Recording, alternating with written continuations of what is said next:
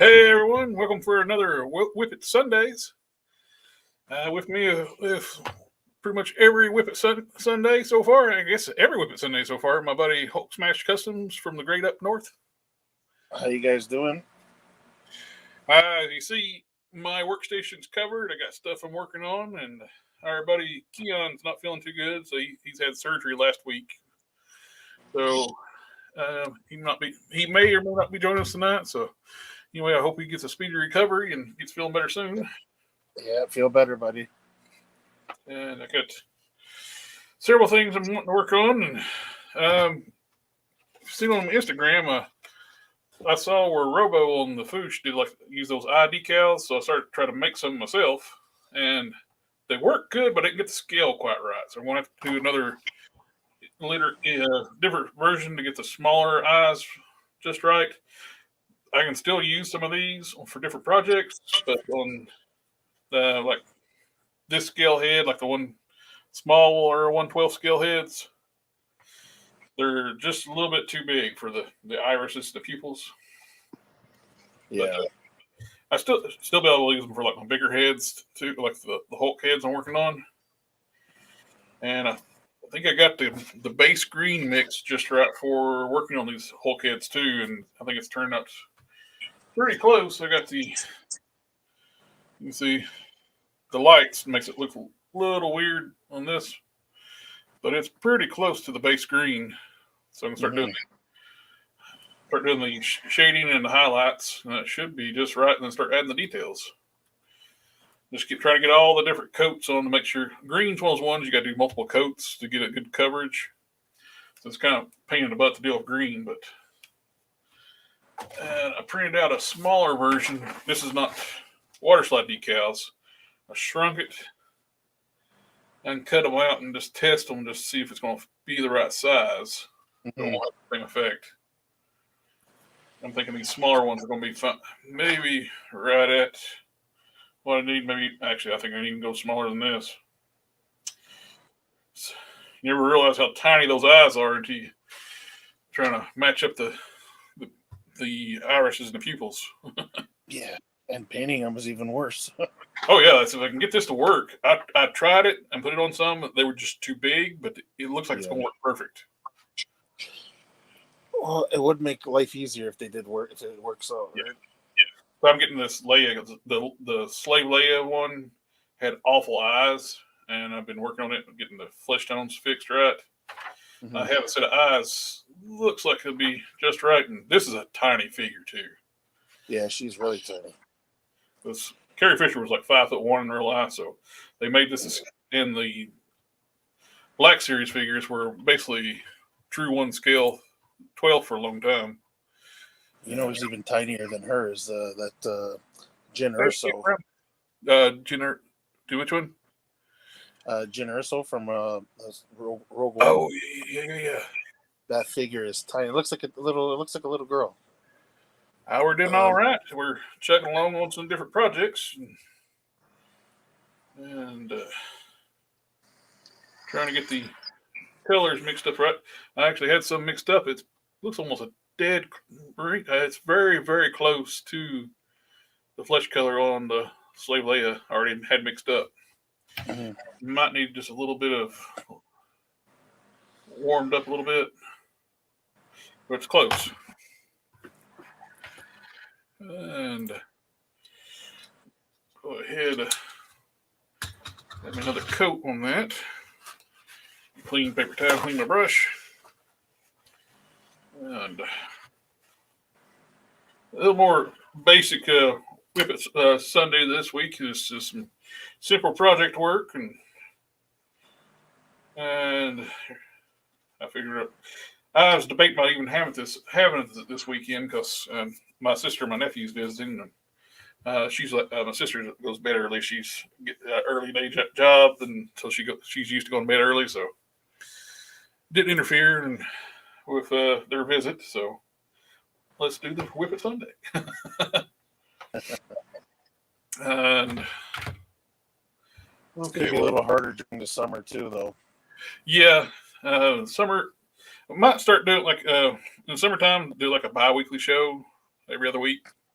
Yeah, if the scheduling is okay, yeah. Yeah. Like, I mean, people are gonna have barbecues and they're gonna be going away for weekends and stuff. So we'll see how Yeah. it goes. Exactly. So I ordered a couple of street figures. They're on sale.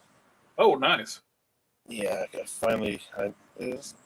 Well, regular here is about what, 35 now. They're on sale for like what was it? Amazon, I think either 26 or 28. So I grabbed a couple. Yeah. I actually ordered one of the three Jokers, the one that's all purple suit, McFarlane, where they're 7-inch scale. Yes. I think that That's would work.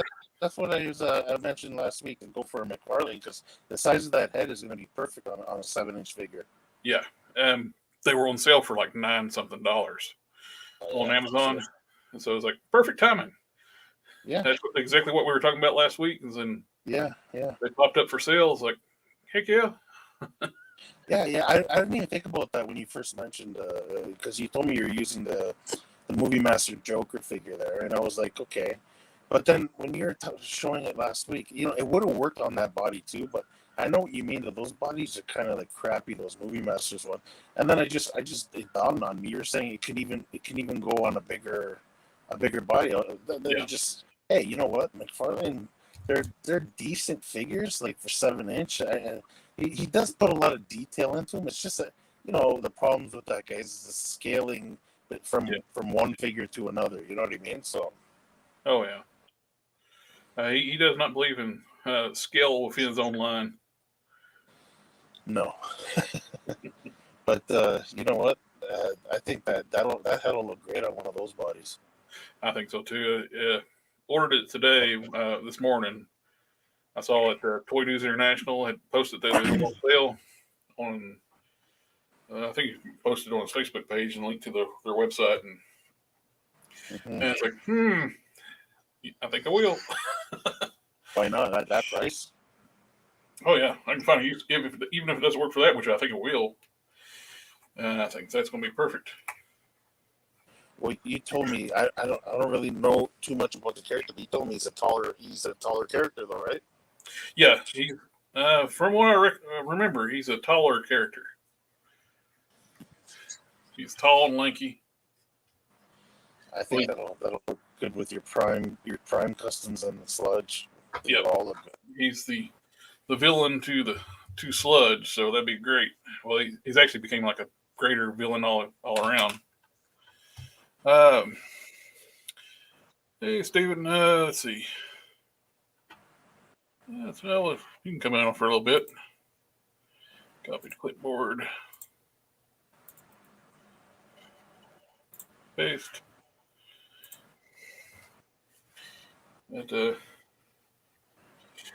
Let's see. What to work on next? The StreamYard link would not go to Facebook.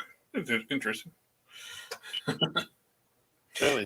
This is a good base flesh too. That Citadel, it's a Kessel flesh. It is a great out of the bottle flesh tone. I found that's what's on these right now. And this one, I used the warm flesh tone for testers was base, and I basically like put a few layers on and dry brushed around the eyes to keep some of that warmer around there that the look like shading. Yeah. So that turned out really nice. Hey, Steven. Hey, how's it going? I'm doing all right. Got quite a few things to work on, so I've been trying to figure what to work on next. Well, I don't know what's wrong with the paint I was using, but I'm glad I did this. I was trying to do like a dummy test. Mm-hmm. Hold on. And I don't know. It was a little bit more liquidy. Does that make sense? A lot of red. Is it red you're working on? Yeah, it's red. You got to do like a light base coat for reds. Do like a white, then go red over top of that. Okay. So the color that's already on it needs to be white instead of Yeah, what I use, like testers, I used to use the white primers. Yeah. And Mr. Hobby makes a white primer spray too. But when you're doing like reds or yellows over top of darker colors, Mm-hmm. you got to do like a light primer. Because when I was painting this on, the paint, I don't know. Blue. I'm not sure. I'm not sure if I was just going over too much or what. Were you using a lot of paint, like on the brush? Not a lot. I just kind of dab the brush towards like on the tip, and then paint on it. Yeah, because a good tip is paint like thin, more than one thin layer instead of one thick layer. You know what I mean? Like it's always best to use little paint and then just do multiple coats rather than trying to cover all at once. And a lot of times too, it's good to go in one direction in light coats too. Mm-hmm. So, like on this head here, I'm getting ready to go up one, keep going up in one direction, light coats. Don't try to cover in one coat. And let that sit. Let that dry. And Okay. patience too. Patience, a lot of people don't give the paint enough time to dry between coats, and you kind of messing with the coat underneath, and it starts to get a little bit choppy. Yep. So just And take it slow. and if you start going over too much too, when the paint starts to dry, it starts to cure, your Mm-hmm. brush will start snagging that partially cured paint, and that's what's going to cause your brush strokes. Yeah. Okay. What color did you paint the red on top of? Well, I was trying to mix some of the reds I currently have. Mm-hmm. But whenever I try to buy some red paint from like Amazon or something, it's not really that. It ends up not being the paint that I really need. Yeah, The color that you're looking for. Yeah, it's hard to go by like the digital swatches to know when you look at those. That's not what the paint's going to be. Like That's one of the things, issues like where I've lost testers. When I order chrome yellow, I know what color that's going to be. I've used it so much. But when I order Tamiya yellow, I'm not sure what shade. There's so many shades of yellow. I don't know what shade of yellow that Tamiya is going to be since I've never used it. Sometimes also it helps to actually if you can go to a store that has the paint. Mm-hmm. It'll give you a little bit more of an idea, and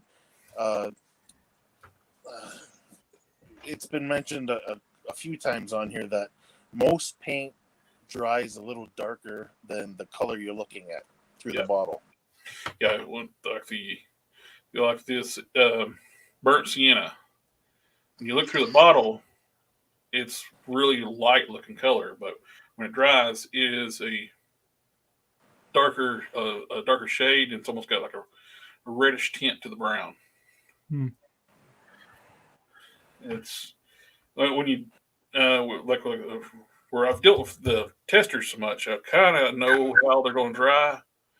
It's just where I've used them so much, but I picked up these over the last week just to try them out. I stopped at I was looking for styrene. Oh, for dry brushing, yeah. Yeah, and I tried these. Got these for dry brushing, trying out from different colors of green. Yeah.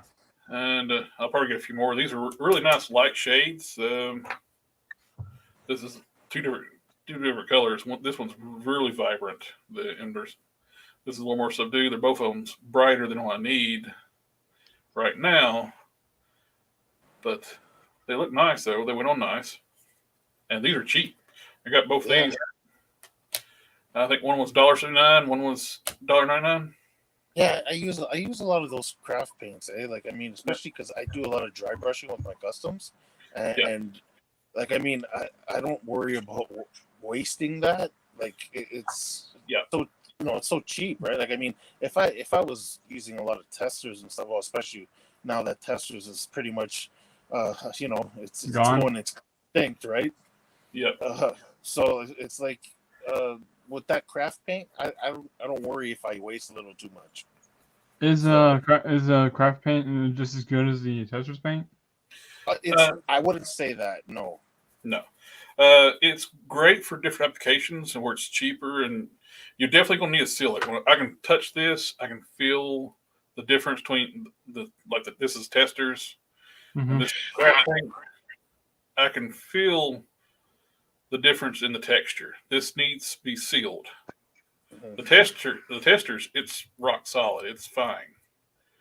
But this, the craft paint, it feels softer, so you're definitely going to need a sealer with it. Yeah.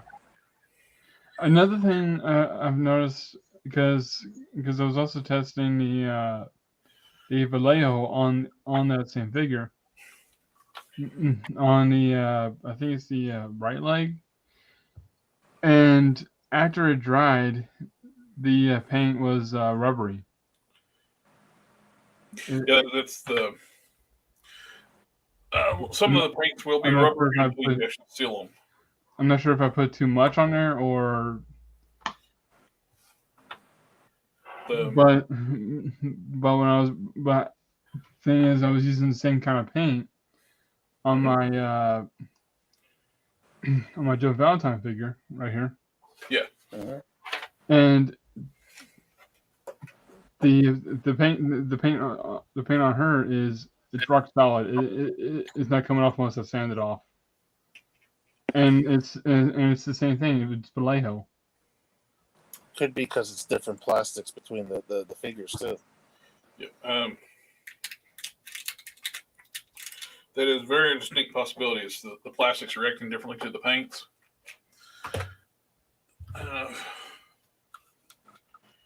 And I think that's the one I need.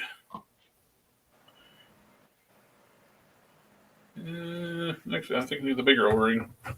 I redid this head. I dremeled out a little bit more. I want it to sit a little lower on the neck. Yeah. Don't forget it. Sorry, go ahead.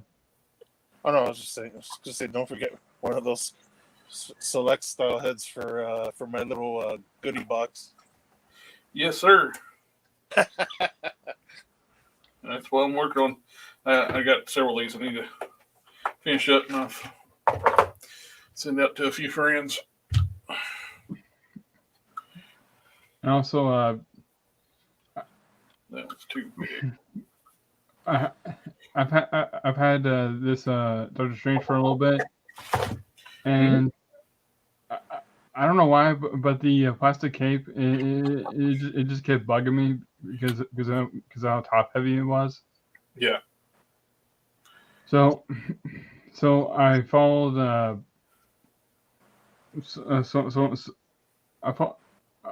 I followed your review and someone else's review on it. Of taking hot water and then just popping it off. Yeah. That worked. But now you got the hole in the chest right now. Yeah. Yeah. Yep. So I feel I used the Fix-It to fill the hole in mine. Yeah. I like this one where you can use water to smooth it out.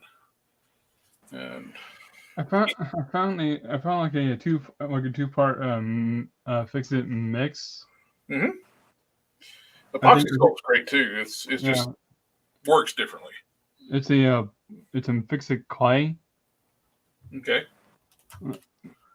I'm not sure that's the one you were talking about. This one's I could probably send you a link of it. Fix It Abe's? Hey, Fix It. They actually use this one for a lot of stuff. I think it's originally we used for like taxidermy. Well, in the description, it says it's used for. Let's see, what did it say again?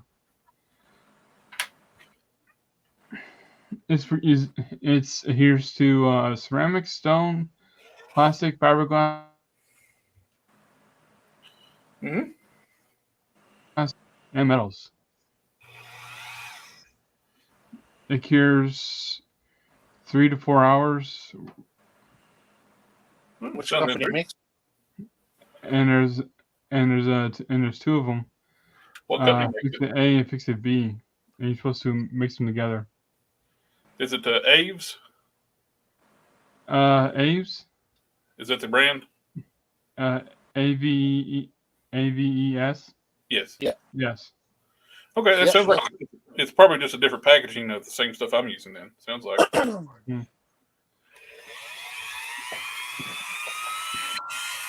I also need to invest in a Dremel. Dremels are very good tools to have.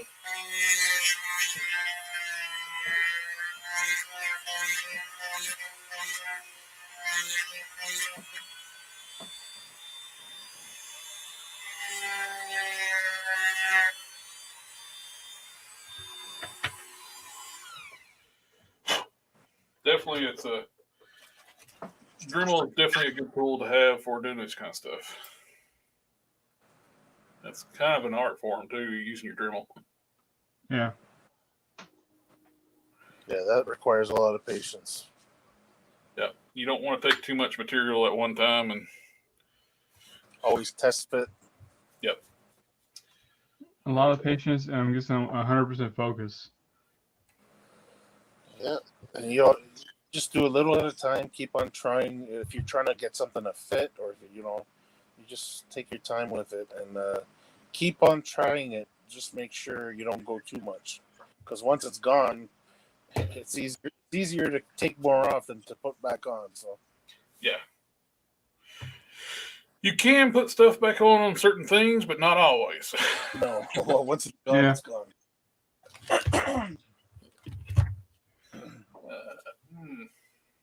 Another question I have is, I found something on eBay where someone is selling custom torsos, Oh, I bet I know who you're talking about too. and I saw he was selling a custom torso for figures like a Black Cat Yep, I know or a Black exactly who you're Widow. talking about. He does some really cool stuff. And I was wondering, is there a way that you can install like a ball peg, Like in the neck. on the neck? I haven't gotten any of his torsos. I've been meaning to contact him, see if he could. I've been tempted to see if he could do a. It's on eBay. Yeah, I'm friends with him on Instagram. Huh. And I've been meaning to see if he can do a custom sculpt for when I get around to doing Mantra, do her torso. He does the upper torso and lower torsos. Well, I didn't know that. I'm curious to see if he can do I can't have it saved here. a Mantra torso for me with her armor. Let's see. Because I lost it one time, and for a while I couldn't find it. So what I decided to do was try to save it, watch list, and apparently did not save in the watch list. Why? eBay's evil. Here it is. That's what the E and evil for. It's not electronic. It's actually evil. Yeah. So, Metaverse Customs. Yep, that's him. Huh. I want me to do me a bit of good look at the screen and grab my reading glasses and have my regular glasses, which I have no idea. There they are. You got to be able to see the computer screen. I'm on Instagram right now. Yeah. I was wondering if it was a possibility to remove the tip of the neck and to turn that into like a double ball peg. Oh, it's possible. It's possible. It's just I haven't worked with his materials. I mean, meaning to order some of his torsos. They look really nice. I haven't seen them. I'm getting ready to pull it up here on screen. Because I noticed that Hasbro with some figures like he does heads. He does heads as well. Yeah, he does heads as well. I saw that. That's right. I have seen these. Yeah. See, this is what I'm thinking he might be able to do mantra stuff for me. So this mantra's got mask. It looks pretty cool.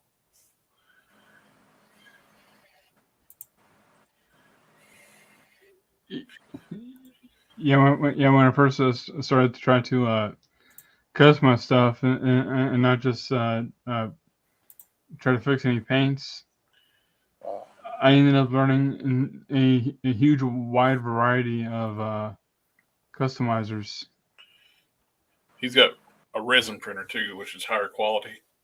Were those beasts a little bit higher? But if you go back a little bit, yeah. Are those monster heads or ape heads? Oh, okay, those are cool. I guess for like Mythic Legion style stuff. Yeah, that looks pretty cool. Well, that's nice. Yeah. Is that a Huntress? Yep, that's what it looks like. Hunters. Yeah. Well, he calls it Jean. Oh, that's a classic Jean, but looks like Huntress to me. Oh. You can use it for both. Yeah, they're about identical, like the designs. Yeah. Ooh, that about work for Polaris? Topaz for from the Ultra Force. She's got that center piece on down her hair. Mm-hmm. Got the pigtails there too. That looks pretty cool. Like a rogue. Oh, that's pretty cool. You've got some beautiful sculpted heads and torsos and stuff. You use the rogue head. It's either rogue, dazzler, or like they're Jean, but that's also Huntress too. Yeah. There's April O'Neil. Yeah. Nice. Turtles. Oh, he's got hats. Oh, the fedoras too, eh? Wow. Fedoras and derby. Yeah. Cowboy hats. There's the Stetsons. Wolverine. Yeah, he's got feet. She-Hulk torsos. Yeah, that's the mold, the sculpt I'm planning on getting at some point. The She-Hulk one looks pretty cool too. Yeah. Oh, could you? Oh, I want to see something I just saw down there. A little further, the fiery one there. That looks pretty cool. Actually, the one with the head on it. That could work for a few different characters. Yeah. Medusa. Oh, yeah. If you're sculpted like with some hair. Mm. I know that. So this is actually the head. See there? Yeah. That's this is the whole piece. Yeah. Do you remember I sent you a link to? There's a customizer called David San Jose. Hmm. He did a Medusa head. That the hair is actually a stand, and the head is attached to it. And I remember that. Yep. Remember that? That looks really that cool. Mystique head looks a hell of a lot better than what Marvel Legends did. I think that could be either Mystique or Raven. Yeah. Well, they're Yeah. both Team Raven, but Raven from DC and Raven from Mystique. Yeah. Well, he makes a lot of cool stuff. Yep. I'm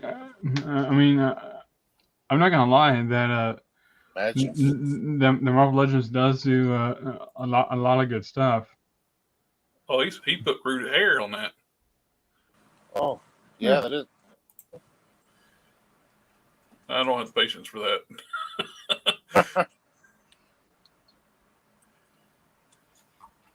Yeah, he's got a lot of cool stuff. Who is that big guy up there? Oh, stop sharing. Sorry. Share screen. Which one? Right there. Oh, he took a Juggernaut and made Mammoth. Charlie, right? Yeah, Mammoth. Yeah. Oh, okay. From That looks like it's on the Juggernaut body. Yep. Yeah, it is the Build-A-Figure or the 2-pack, yeah. It's even the Juggernaut head. Yeah, I saw that. Looks like it's the helmeted head. He just the rest of the head. That's pretty cool. No, I probably would have made the hair a bit longer. Modern Mammoth's he's got a beard and long hair. Yeah. A lot of people use Juggernaut to make what's Charlie 27 or. Yeah. From the was it the original Guardians of the Galaxy? Yeah. Stop screen. I think I'm going to try. Let's see. This head is big enough for some of the eyes I made.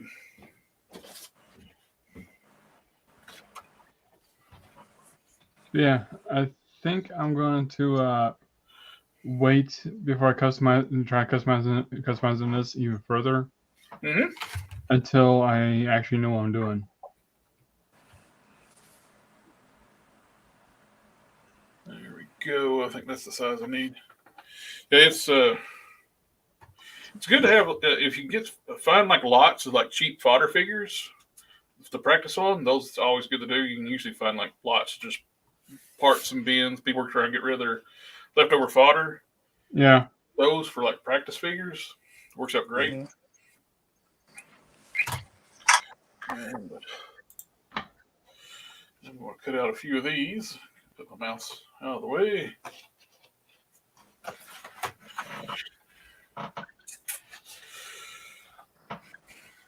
That is a lot of Hulk heads.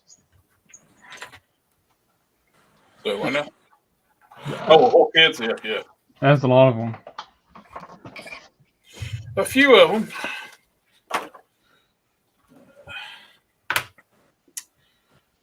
Let's see. This is my good one. That's not my good knife. Where's my good knife? You got a bit of a mess. I'm cluttered up today. I took the Mattel Batman Beyond, and I sanded his stomach, so now he doesn't have a pot belly anymore. Oh, I've seen the ink figure, the Batman Beyond in ink colors. Yeah. Amazon's on sale for less than $10. The sad thing is the paint on his bat symbol. I was scratching. I was scratching it a bit, and some of it started coming off. That sucks. You think they'd be a little more durable from the factory? Yeah, that's good. Eh? Put that fresh blade in. Is that a water slide? Yep. They didn't turn out as good as I want to. I couldn't use the good printer at work. Oh, you didn't end up using it? Well, I used one of the printers at work, but it's not as good as the one I used to use. Well, the one I used to use got hacked. Oh, no. It's offline right now. So until they fix that one, I can't use that printer. So I used a lesser laser printer.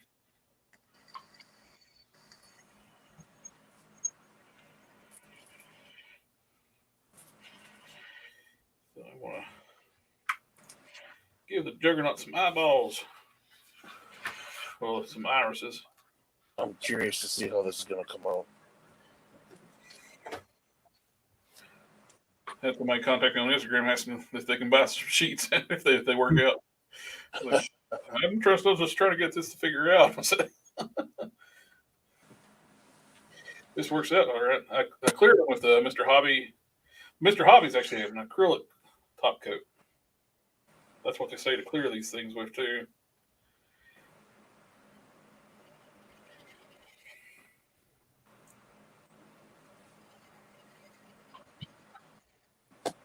Here comes the patience. Yep.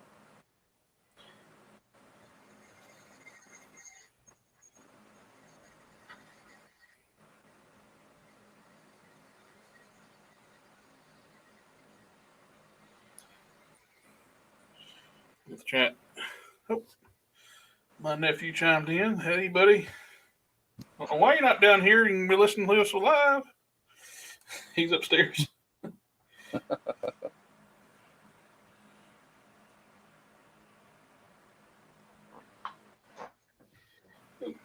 So now I'm going to get some white paint and paint the torso. Yeah. You might want to clean up if it's thick like that, you might want to get some thinner and clean it off first. I use acetane.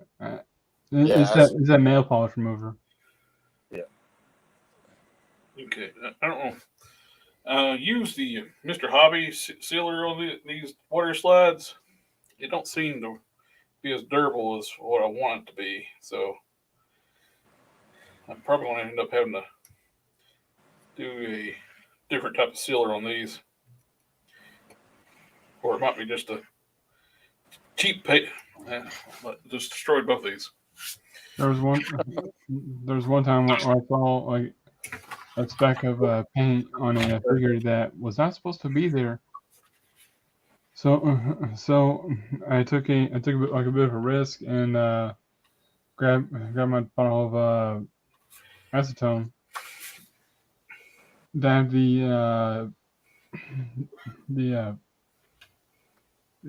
why can't I think of the name? It's the stuff that you use to clean your ears with. Q-tips? Yeah, Q-tips. Yep, that's what I keep those. I keep those on handy too for sure. And I very carefully just dabbed the spot where the spot was, and it was gone.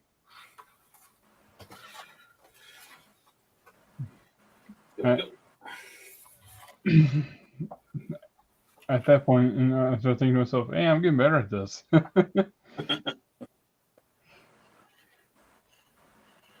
Yeah. Now I'm going to clean off my dummy figure and try again.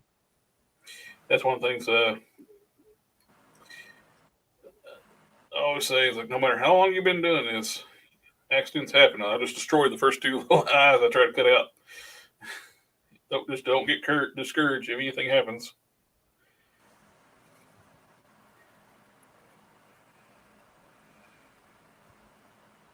I'm gonna have to put. I was wanting to stick with the acrylic sealers, because I think that would work with the microset stuff better. Yeah. Yeah. But I think you're gonna have to go with. I'm sorry, what? That bottle, is that a spray? or No, this is just liquids you just brush on. It's a microsaw, microset. It's for water slides. Huh. And I think we're going to have to.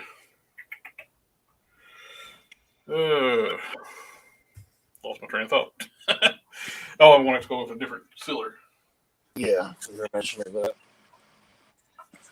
I messed with them the other day, and the sealer's not tough. When I start trimming it out, and it starts breaking the print, and it starts coming off the paper.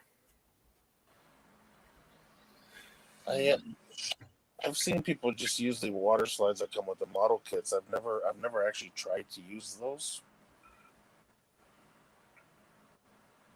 So the paper part separates from the clear, Mm-hmm. and that's what stays on the actual figure then. Yep. Okay. I know Robo was using those for model kits. He's got like this tool where he sets the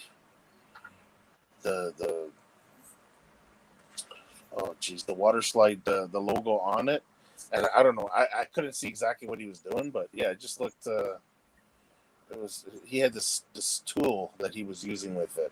I don't know if you've ever seen him use it. I can't remember. It almost looked like, I don't know, I'm not, you know, that mirror that the dentists use. Oh yeah, like a dental pick type thing.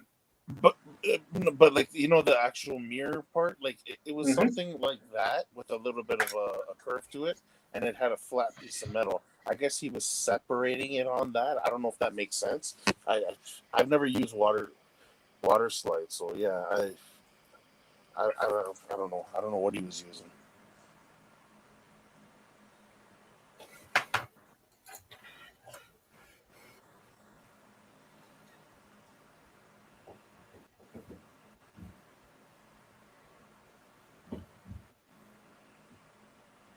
Oh yeah, that's gonna look nice. So, aside from Vallejo, what other brands of paint have skin tones? Citadel's got a nice. We were talking about before you came on. Is the Castle Flesh? Yeah, that looks really cool. Not very many skin tones just go straight on from the bottle onto the figure like that, though. Usually you want to tweak it a little bit and make it darker and lighter. That one looked pretty good, though. Yeah, it goes on really nice. How's that coming out? I think my local comic book shop sells paint like that, but it's more for those minifigures. That's what they advertise and stuff. The Citadel's for, and they work great on the action figures too. Are they expensive? Very. Oh. They're expensive, but they got a good array of colors. It's a really good quality. And they're good quality. They cover really well too. I think this is gonna work great.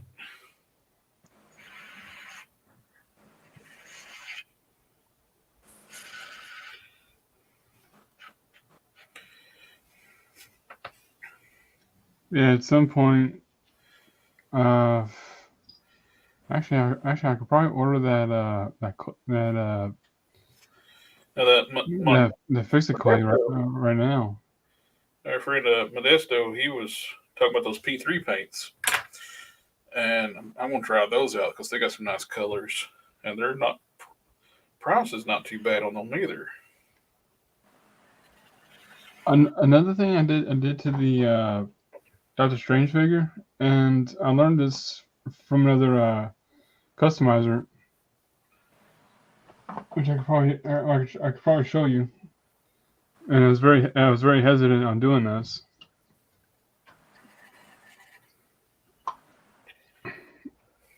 I took my my model kit right here, Mm-hmm. and I made a slit on the skirt, and then Yep, I did the same thing with the slit on the side. and then after that, I used a one of the sanders that's that has a point to it, but it's completely round, Mm-hmm. and and I went over the edge. I went over the edge on it, because the guy said, if you do that, then it's gonna have a harder time of tearing after you made the cut. Yeah. Well, this is gonna work out great. I just got to get my sizes right Yeah, on these. I'm gonna try to order some magnets and that clay and those paints, because I'm getting tired to see a hole in Doctor Strange's chest. Give us a close up of the eyes there.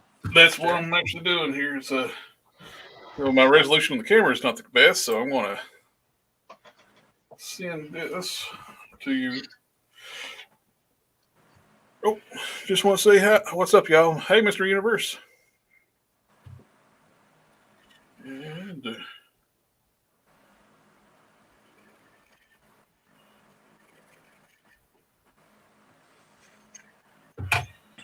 go.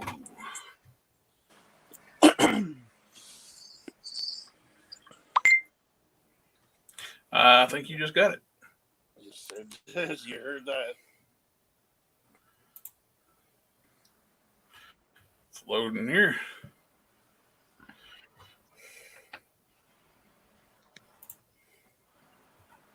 Share screen. Oh wow, that looks amazing. And Wow. Look at that, eh? And that's my smallest size right now, so it fits big heads. Oh yeah, that's not... What's this head for? It's fixing up. I took the bruising off this knockoff Juggernaut. I ground down where he had a black eye and paint the eyes white. I got to still touch up the eyebrows and the lips. I got rid of the swelling and stuff. I wanted a non-beat up head. Yeah.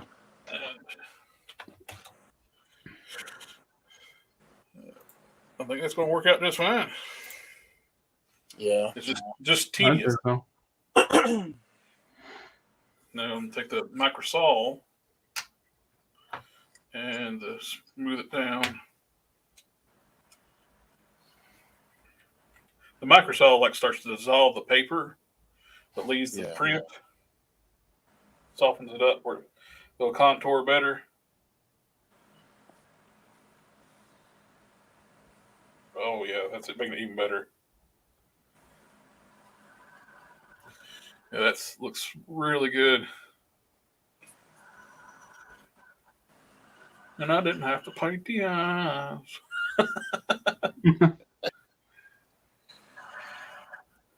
That was worth the frustration of trying to deal with it. Those look really good. Thank you. Don't gotta paint eyes, it's always a bonus. Yeah. I'll hit that tomorrow with a different sealer. Those decals will sit better.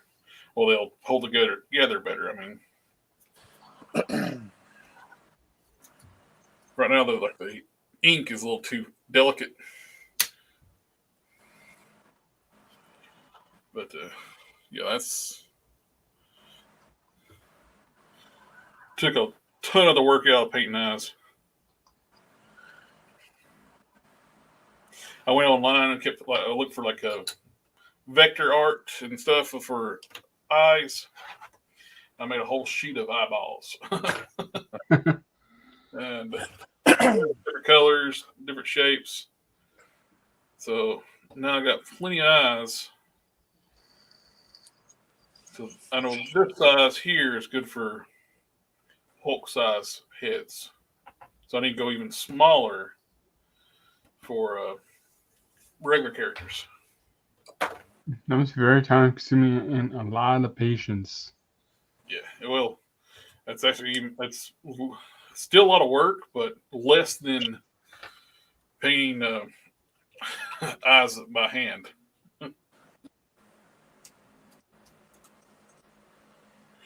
Which I can do. It's not my favorite thing, but I can do it. Yeah, not fun at all. Take some burnt sienna and a little bit of Evil Sun Scarlet. So is that miniature figure paint like the next best thing next to testers?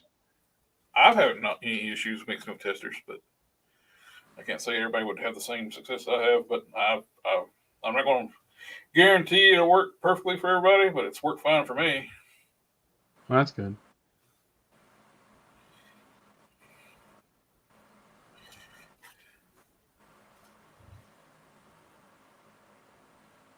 I'm actually printing out some eyebrows too, which that's one of the things I hate.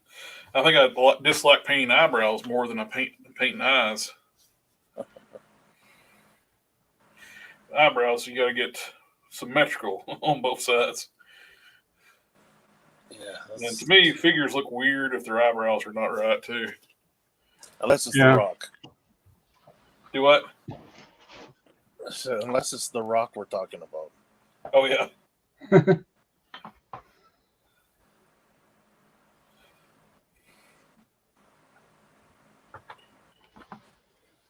see. Yeah, the Customs by Matthew, he uses those P3 paints, and that looked like they had some really nice golds. I was thinking, like, I need some more brush gold for when I do start doing the paint job on hard case. Is that the paint that Modesto mentioned? Yep. I think that's the one he mentioned, and I saw Matthew use now. He does WIP at Wednesdays. Mm-hmm. His is at midnight, so I think he's on West Coast. So you gotta be a night owl to catch his streams. Yeah, it's 9:00 in his area then, right? Yep. And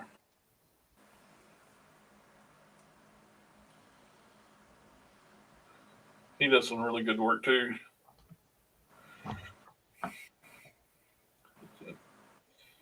Yeah, asked me if I want to come on his show next time. He's going redoing his displays here next couple shows. Mm-hmm. When he gets back to Whippets, he wanted to know if I want to come on. I said, sure. Sounds like a cool plan to me. Yep, burnt sienna and Evil Sun Scarlet made a good red to match the eyebrows on the Juggernaut. Give him those ginger brows. He gave us soul up. So that's the trick he did with the Crytek Demon. I think till this day, gingers don't have souls to give them. So, just kidding, everybody. I'm not. If you got red hair, I think till this day, there's people out there that still think that Juggernaut's a mutant, but he's not. Oh, well, the movies they kept making them mutants too. Well, the movies are just completely just making it inaccurate. Oh, absolutely. Yeah. But I'm not sure if they're doing it by mistake or on purpose, or they just doing it just to fit the story. They don't care. Yeah, they wanted everybody in the movie to be either a mutant or human, so they didn't even go into his. They didn't even, you know what I mean? Like they didn't even. That wasn't Juggernaut. know, it wasn't even related to Xavier in any way, or Well, in the comics, Xavier and the Juggernaut are not really related. no, I know, but I'm saying they're that stepbrothers. Yes, stepbrothers. They didn't even know each other in the movie. In the movies, yeah. Yeah, that's another thing I noticed. Like, I'm not gonna lie, the movie's good, but when you're like a huge comic fan, you start to notice a few things here and there. Well, no, if you're gonna do a character, do the character right. Don't change it. Like, I mean, he despises Charles because he's a mutant. He doesn't like his brother or his stepbrother. So like, He bullied Charles even as a child. That's right, because he was I guess his father treated him better, I guess, right? His father favored him more. Yeah. Yeah. And I guess being a mutant, you know, Cain didn't really like Cain Marco, right? Cain, right? Cain Marco. Yeah, I think that's it. Yeah, he didn't like him because he was the favorite and he was a mutant. So and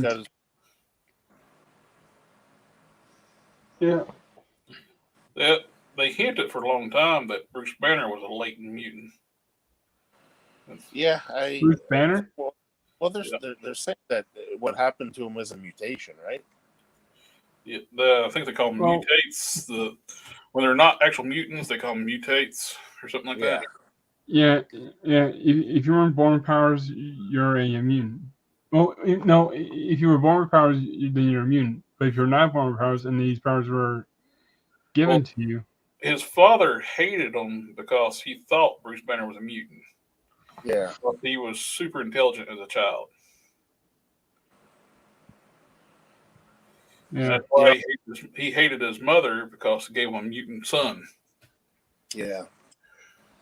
Well, I didn't know. I always found it funny that I didn't, like I said, I didn't really read the story, but just by researching that whole House of M storyline there, where Magneto was basically top gun, and if you're a mutant, you're either with him or you know what I mean. You got all the mutants to work with them, and then the Hulk was in Australia, or I guess like living with the Aboriginals there, and as he was basically going after every mutant, saying, you know, come. Basically, I want you working with me or whatever, right? Anybody who's powerful. And then he went to the Hulk. He just asked him, would you like to join us? Leave me alone. And that's it. End of story. Don't bother that guy. You know what I mean? Just leave him where he is. Why would you want to piss him off, right? Kind of reminds me of the one of the newer X-Men movies. Remember when they were recruiting mutants and they went to go get all you saw was Hugh Jackman played that little PG-13 allowed one F-bomb and they let him do the go F yourself. Hi, we're gonna go F yourself, and then he just starts drinking on his, sipping on his beer, and he's like, all right, walk out. Yeah, that turned out great. Those eye decals are going to be a trick if I can get those worked out. Yeah. So much easier.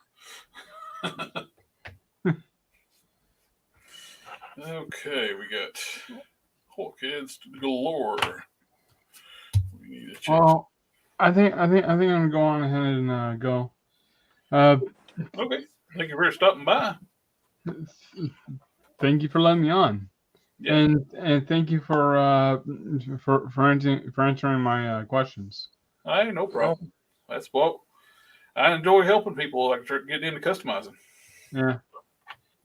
And I know probably next Sunday I'm probably gonna have even more questions for you to ask, for you to answer. I wish there was somebody doing that when I started. Yeah. Well, it's always to ask someone and also learn from your mistakes Mm-hmm. and to learn from mistakes from others. It's like I said earlier. It's like when you make mistakes, just don't get discouraged. Yeah. I still make them, and I've been doing this for a long time. So I'm old, and I still make mistakes. Yeah, I think I'm gonna look into that miniature paint, Yeah, it's really nice. It's expensive, but it's really good stuff. which means I'm going to be very selective of my colors. And they got a good. One thing that's nice about those too. Their colors are pretty close to what they're going to dry to. When you see them in the bottles, Mm-hmm. they got the little top dome part. You can kind of see the colors. Shake them up when you get them, and what you see is basically the way that's going to go on. Like an orangey red, like a camo green. That's what they look like. In Yeah. person, it's not that orange. On the camera, it's making it look super orange. So do you think I need to put acetone on the entire upper body? Oh, I wouldn't go that extreme. I would just Or carefully wipe it down with like a little Q-tip. all right, Dab because it on, wipe it off. Dab it on, wipe it off. You don't want to go too much. Too much acetone will melt the plastic. yeah, that's what I don't want to do. Which now that you said that, I was using this body before this one popped out. Before this one was released, Uh-huh. I was using this one. Yep. And I would use the acetone to remove the emblem off the chest, and no matter how many times I remove the emblem, which I bought this figure like three times already, and every time I try to remove the emblem, it always leaves like a mark on the chest. It's kind of like it's probably because the paint type they use. It's we got a guest. Hey, bud. How's it going? Doing pretty good. Yeah, I've been watching you guys since it started. I was just on the way home driving, so I didn't want to like distract myself, keep looking down, so I was just listening. Good. That's a good call. Yeah. But were you talking about like the logo keeps showing up? It's probably because the way the paints was implied. Those factory paints, they almost like Melt into the plastic. kind of. Certain ones, not always, but some of them they do. Yeah. So I even tried to match the color with the gloss paint, but even that was it was too watery. Might try that. Like I said, the Citadels cover really well. And I got it in my cart. I'm going to be ordering next day or so when I make some order out on Amazon. That P3 paint. Mm-hmm. Yeah. Press. Yeah. If that's really the case, well, actually, I used the same black paint on this. Like the same black paint I used on both of these, and for some reason, it looked like that the blue Vallejo paint adhered to the testers a bit better than by itself.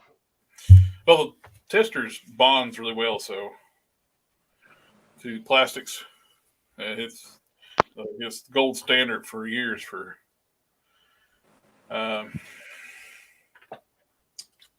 So So I can see why it would adhere better. Yeah. Another thing I'm going to try to do is The Vallejos, what I've seen is very thin paints. Oh, what I've used the flesh tones. yeah. The flesh tones are very thin. It took me several coats when it started to slaughter. Mm-hmm. Several light coats. It's thin and doesn't cover like really well, so you got to do several coats. I think the Vallejo paints are supposed to be used with the those spray things. Airbrush, yeah. An airbrush. I think probably why they're thinned out so much. They are meant to be airbrushed.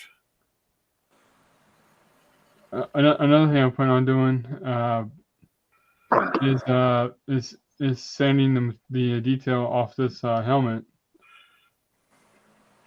and then sculpt over it. Mm-hmm. Which I'm not sure if that's a good idea or not.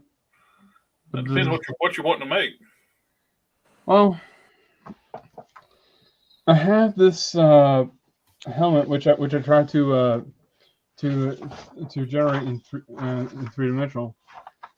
This helmet right here. Oh, okay. You already got it planned out. Nice. I try using a blender, but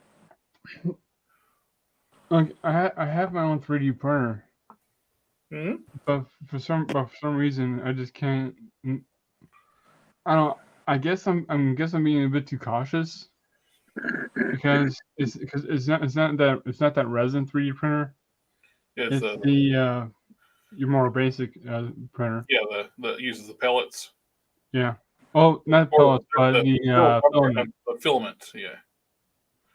The pellets are for like injection molding. The filaments are for 3D printing. I get them mixed up sometimes.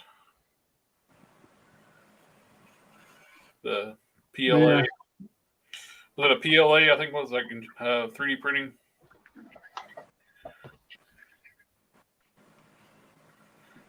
Okay. A lot of people use the one with the filament, though. Yep. The film, that's what Quintesson was using for his Sharkticons. Yeah.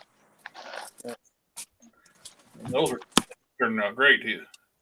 I saw he did a gold one here recently. It's like, it looks nice. All right. For TFCon Toronto. Yeah. Gonna be a special one for there. All right. I'm gonna go ahead and go. Again, thank you for letting me on. Oh yeah. And I hope to be on the next stream. Oh, have a good one. You Take do. care. Good to hear from you. And again, your customs are really helpful. I appreciate it. All right, bye. Bye-bye. Later. Emilio Lopez at Windsor Newton Brush Cleaner. Yeah, that stuff works really good. There's another plug. Oh, did you get to see the Juggernaut eyes I put on? Yeah, I got to see that when you put the water slides on there. Yeah. Yeah, I heard him talking about the tool that Robo used. I can't think of what the name of it is either. I'd have to look at his video when he did it. You saw it, right? Yeah, I saw that tool that he was using. I don't know. I need to look at that tool. It's like because they're so delicate when they come off the paper. Trying to use tweezers is a little tough. Yeah. It's like this little flat metal thing with a handle. Oh man. Ugh. But those turned out really well on Juggernaut. Yeah, that looks great. All right, time to go in the house. I'm getting dive bombed by these damn beetles. Big ass drone brown beetles that I don't know. They want to go for the light, but they always wind up smacking into me. I get really pissed. Finally got my Tamiya. I finally got my damn Tamiya masking tapes in. Finally. Oh, nice. I got 3mm because I'm gonna try to work on that Archangel where I can actually, tape off all the line work, and then I got a couple. I got like 4 different sizes, so the 3mm came in today, and that's about what I need for the actual line for the thin lining. Picked up I think it's a 3D printed Archangel head off of eBay. It was pretty cool too, so I'm probably gonna use that instead of the normal head. Nice. A little thin. It's got a big old hole in the bottom, so I'm gonna have to pack it up pretty good, and then create a new hole. Yeah, they usually. I got a couple of heads from eBay too, and those holes are huge. Man. I guess they're trying to accommodate everybody, right? Yeah. Different brands of figures and where are we going to try to fit it to? I mean, you could probably put it on the juggernaut head and it'll fit. Yeah, I'd rather fill the void than having to deal with drilling out the resin. Yeah. It's a mess. June bugs. I don't know if you guys can see it or not real good. Oh yeah. So yeah, it's a 3D printed skull head. So it's a lot of detail in there, but like the hole, man, it's monstrous. Yeah. And it's real thin. Like I shone a light into it the other day, and it's like, especially around here on there, it's just super thin. So I'm gonna have to pack it up really good, make sure I could get it filled up. But yeah, I think this will work out a lot better than the previous head. What I've done with heads like that before is filled the void. Actually, I got one.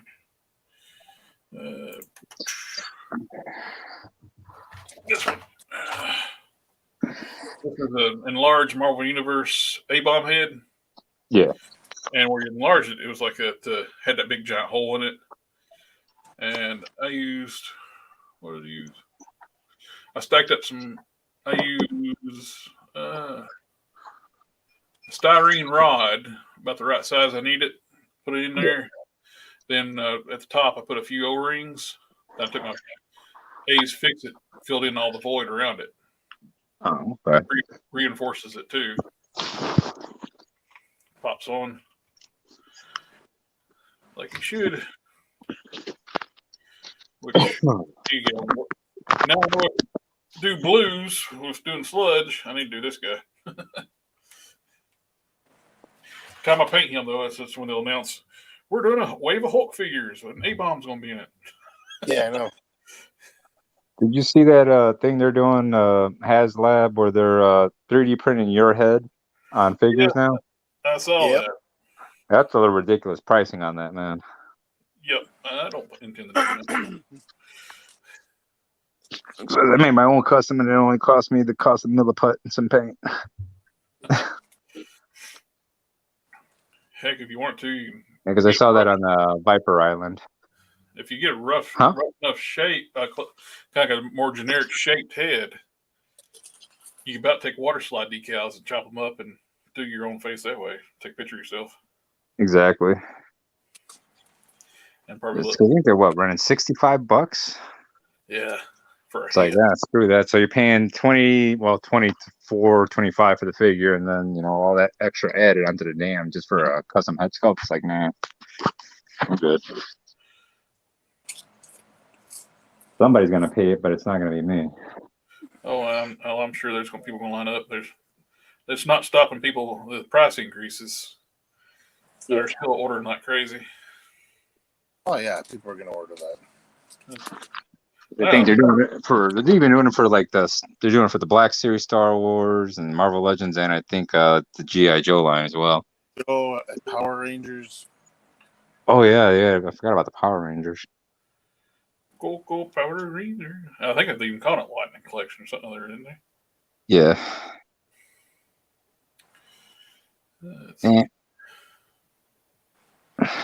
Yeah, it's cool that they're doing the service, but it's not for me. Yeah, I mean, if they made it like a $5 or $10 increase, it might pique my interest. But man, that pricing is just way over.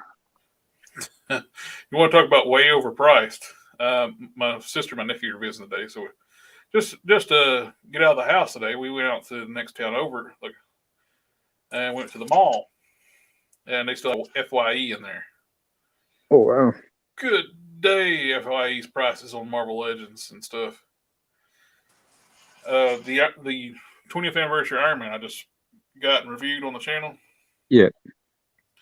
$50 FYE. Jeez, those are scalper prices, man.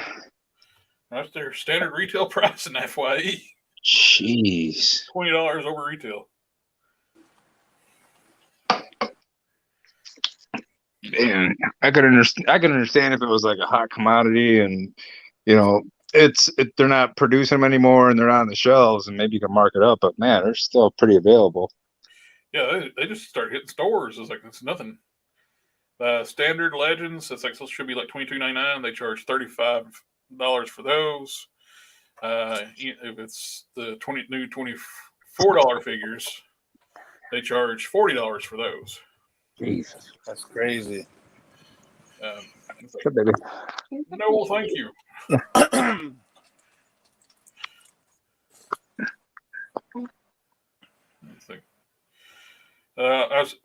What threw me for a loop, I first found their clearance section, which wasn't that bad. They had like Black Tom for $15. They had Leader for $15, and some others even cheaper.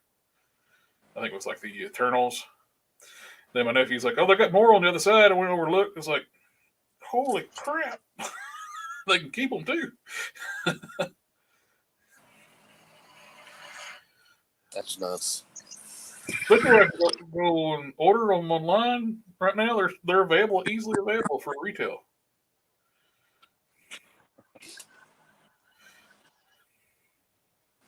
Are you anybody getting the 20th anniversary of Marvel Legends figures? Which one? The 20th anniversary, any of them, the 20th anniversary of Marvel Legends figures? Yeah, I passed. I don't think I got any on order or nothing. I got the Iron Man just for the Charles Bronson head. Yeah, unless it's X-Men related, I ain't touching it. I mean, the only thing I ordered up was the morph. I haven't ordered him yet, which I ordered them, but I'm not gonna keep that soft shading on them. I'm not a fan of soft shading. Yeah, I like the new body with the straps actually part of the sculpt. Yeah, that's an auto edition. But I'm hoping we get to see some new Cyclops figures and better bodies. Yeah, I mean, you could always convert it over and just put the head on that body because it pretty much is like the Jim Lee Cyclops. Yeah, we already got we got a jacketed body with Cyclops with was it the love triangle fit? Yeah. Yep. So are you ordering Toad? Yeah, I already got him on order. Okay, yeah, because that's one of the 20th anniversary figures. So. Oh yeah, so actually I do. Then I lied. I don't have them on order yet. I was going to, and I was like, he can't be a high seller. He's such a tiny figure and having to pay $32 for him. Yeah, he's going to that deluxe figure pricing, but he's not a deluxe fig. Yeah, and he don't even come with that much. The price increase for those. I think it's two head sculpts and two frogs or something like that.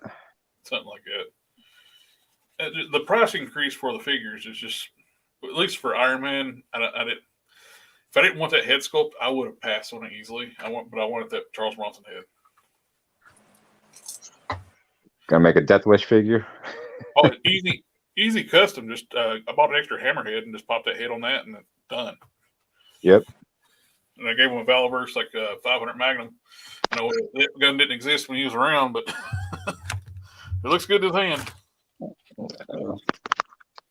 Okay, it can be a 2022 Charles Bronson. Yeah, if he was in his peak in 2022, he'd have a 500 Magnum. Oh yeah. It's too bad they never put him and Clint Eastwood together, a Dirty Harry and the Death Wish combo tag team. That would have been a hell of a movie.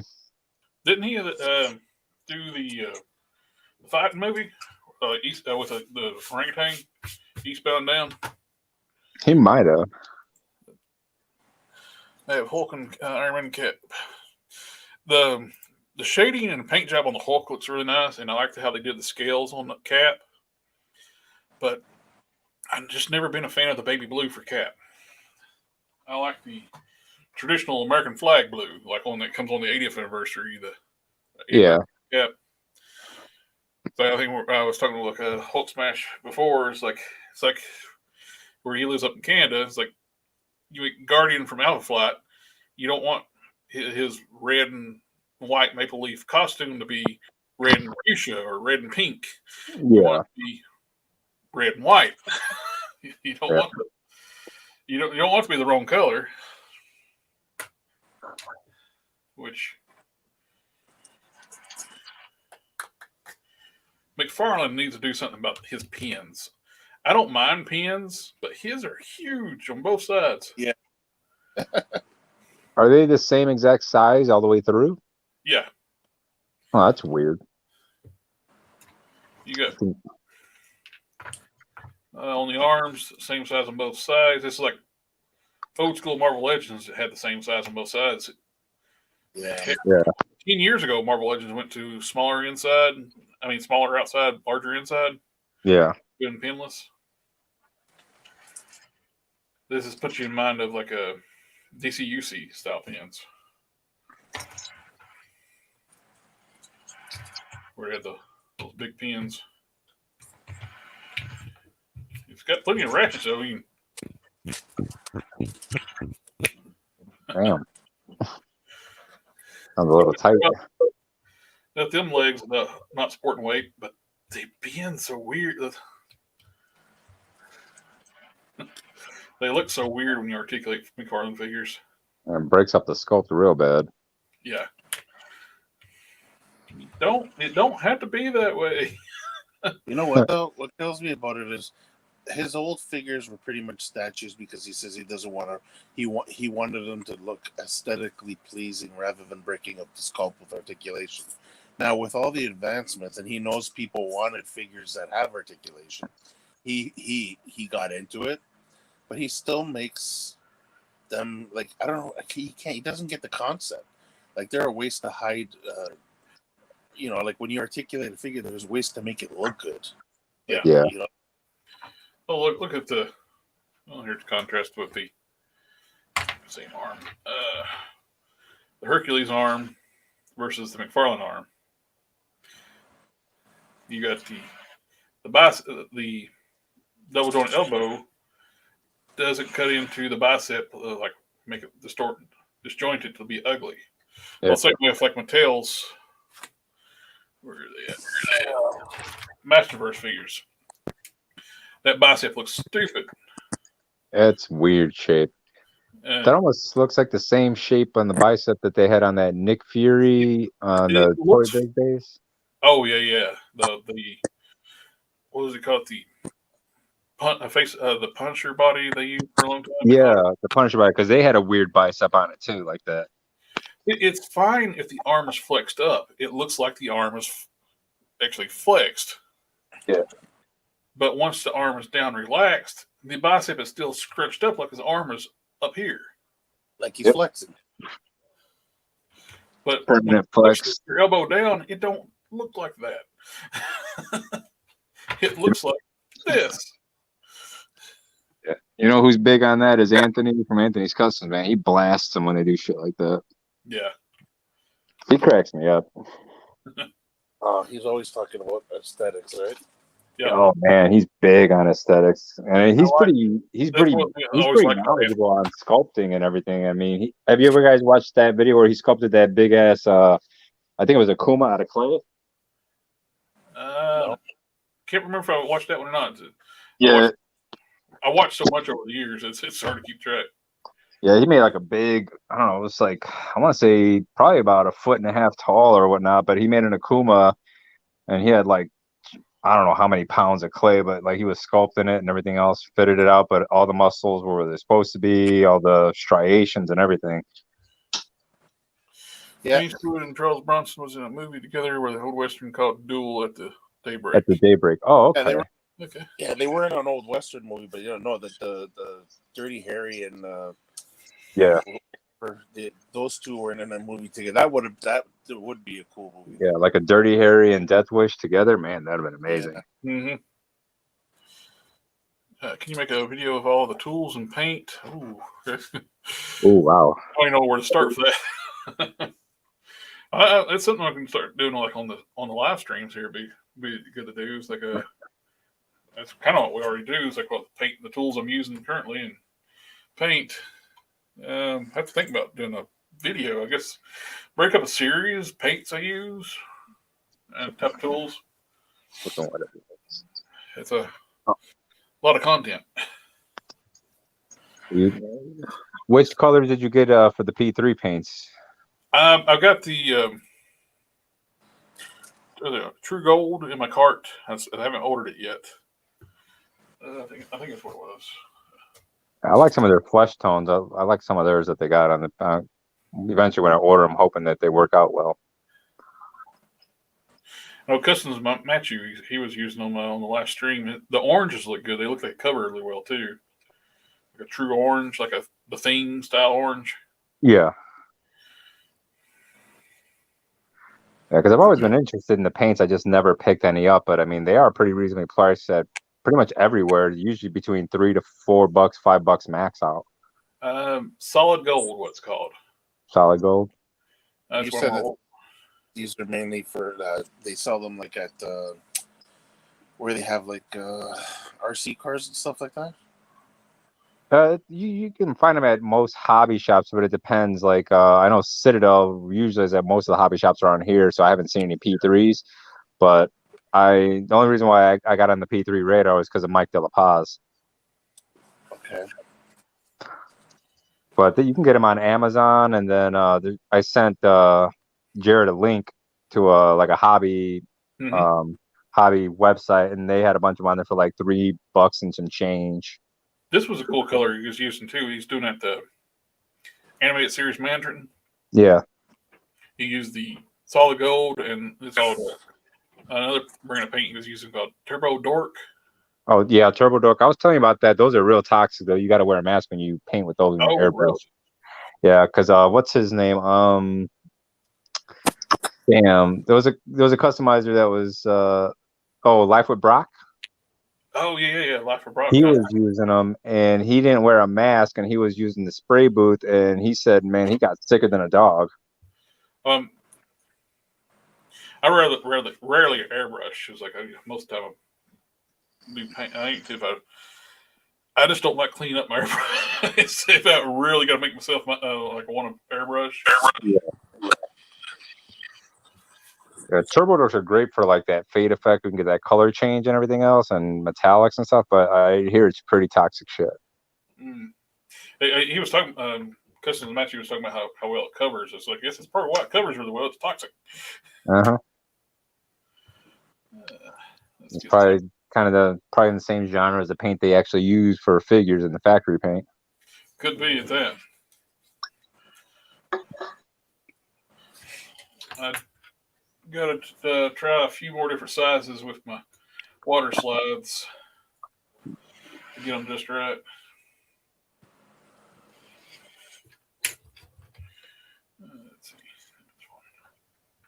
Yeah, I'm gonna have to go back and watch that video that Robo did, because I actually looked up some water slides, and they just have some funky ones all over the place. But I actually found some water slides I think that'll be good.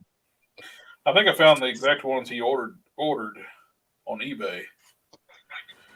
Yeah, let me see. I think I'm pretty sure I have the link still up on one of these darn pages, because I had so many pages up on my search engine, so I'm pretty sure they're around here somewhere. I don't know how the ladies at work do it. They don't ever close their browsers. Yeah. They run Macs and using Chrome, which is not as big of a resource hog as Firefox, but they have like 50 tabs. I was like, how do you keep up with that? I close my browser every time I use it. Oh, the ones I found on a website called Black Forest, blackforesthobby.com. Okay. And they're Archer fine transfers water slides, eyeball for 170 millimeter, 1/12 to 1/8 scale. That's pretty close to the skin tone on Leia. I got her redoing her face because the Slave Leia figure had horrible face paint. I got commissioned a long time ago when I did commissions and somebody did it for somebody on the Foosh. I think it was. Yeah. And I redid the eyes and face for his Leia. Never did get around to doing mine. I painted my eyes solid white, but because the eyes were so bad. And I got messing around, so I'm just going to strip it and start over because it looks so bad. It needs to be completely redone. So I just sent you a couple pics for the water slides that I found on Instagram. Okay. Pull up here in a second. Yeah, it's from Black Forest Hobby Company.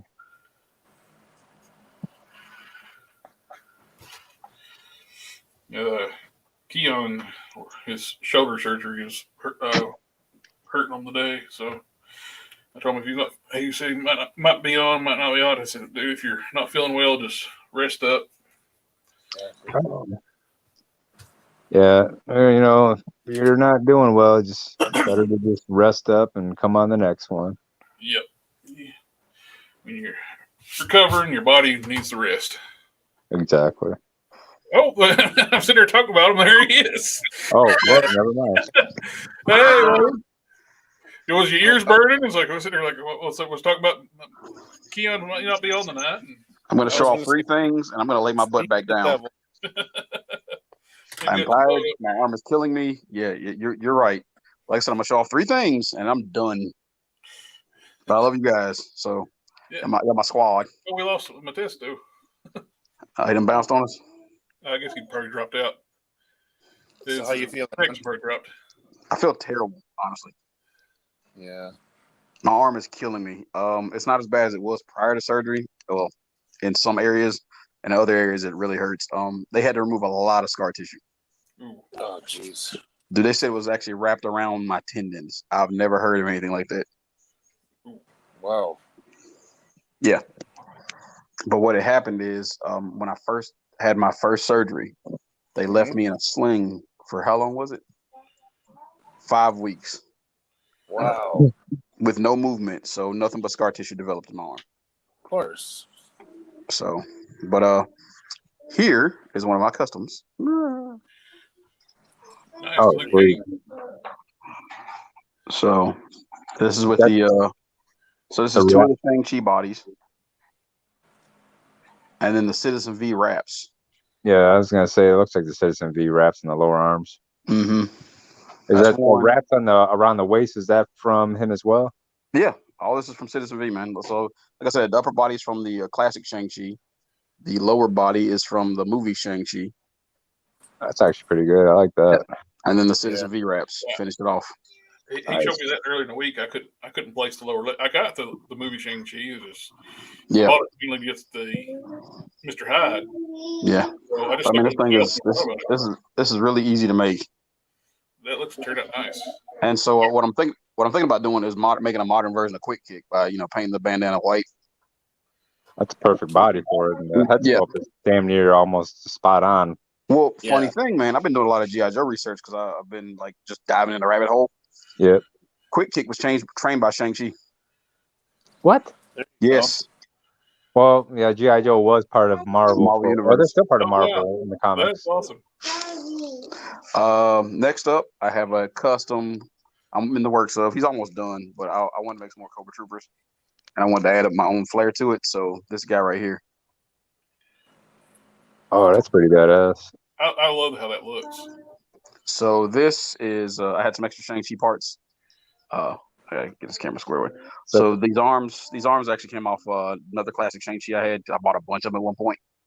Yeah. The vest is from a Blade. Yeah, I was gonna say Blade or Paladin, right? Yeah. Yeah, the head is from the movie Marvel Legends Ghost. Yeah, I know that one there. And then the legs are the Mandarin from the Shang-Chi movie. Oh, okay. Which I might switch these legs out for some classified legs just because they got more mobility in them. Yeah. So let me show you about this mesh.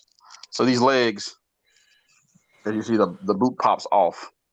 It's got the boot cut, but it's not rounded. It's squared. Huh. That's the same thing that they did on the damn Winter Soldier. If you try to Yeah, remove it in the lower legs, it's square pegged like that. Why not just put a mushroom in it and make it a swivel? I Make don't it know. easier. And then the last one I've been working on since my arm been down because I ain't been able to do what I really want to do. So I just been painting a lot. Is yeah. Oh, sweet. Oh, I like that one right A there. mix of classic and movie MCU style. Yeah, we went and saw Doctor Strange. So I was like, you know what? How was it? Huh? How was it? Hope you like Evil Dead. Oh shit, I'm old school. Anything Evil Dead has worked for me. Yeah. Dude, that movie is straight up Evil Dead. Does he got a boomstick? No, he ain't got that, but there's some Deadite references and other stuff. Okay. But I don't know if you can see. I don't know. Can you see the shading I did? Oh, on the cheeks, yeah.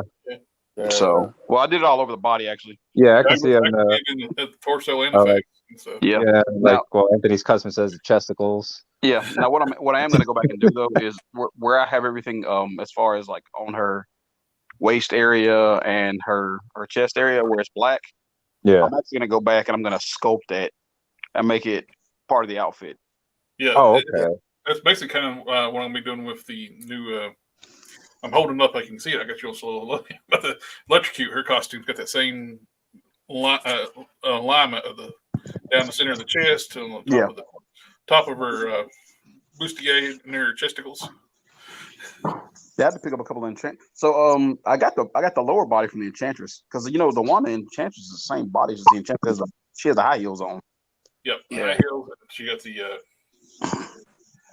darker colors already, so you don't have to worry about the paint road as much. Yeah, because I want to make a Polaris and give her kind of like the movie vibe as well. And the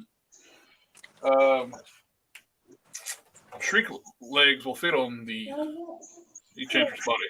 Oh, they will? Yep. Here we go. This is Enchantress.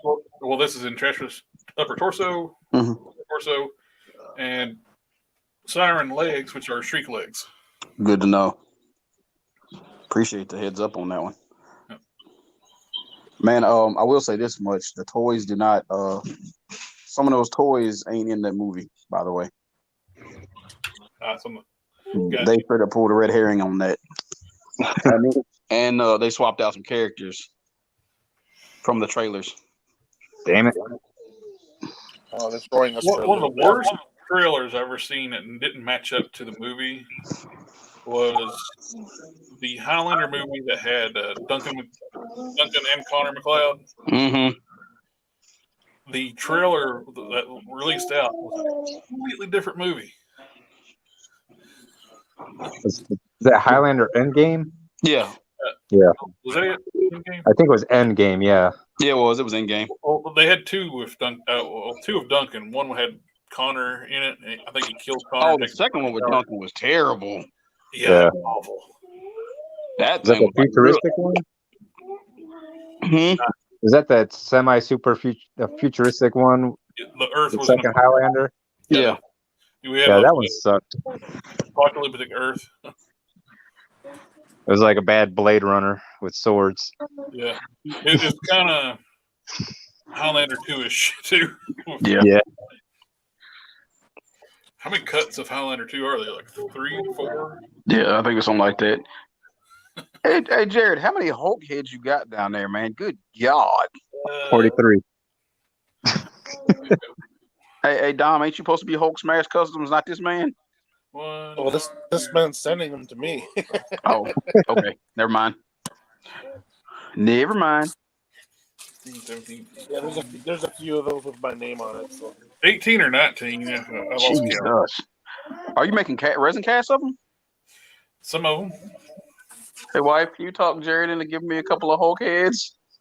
Well, I would assume one or two of these got your name on it. Appreciate it. I need one because if I can get one of those heads, I will buy that ugly Rick James Hulk.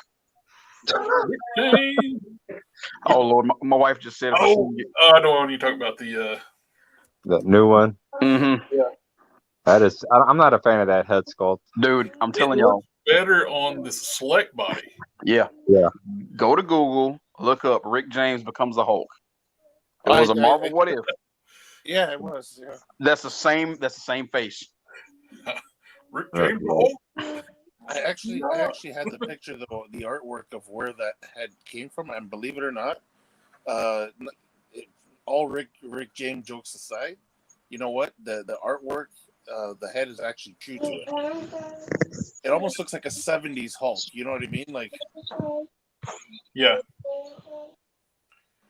Give it to me, baby. yeah. What did the Hulk's fist say to the face? Ash! Green Hulk.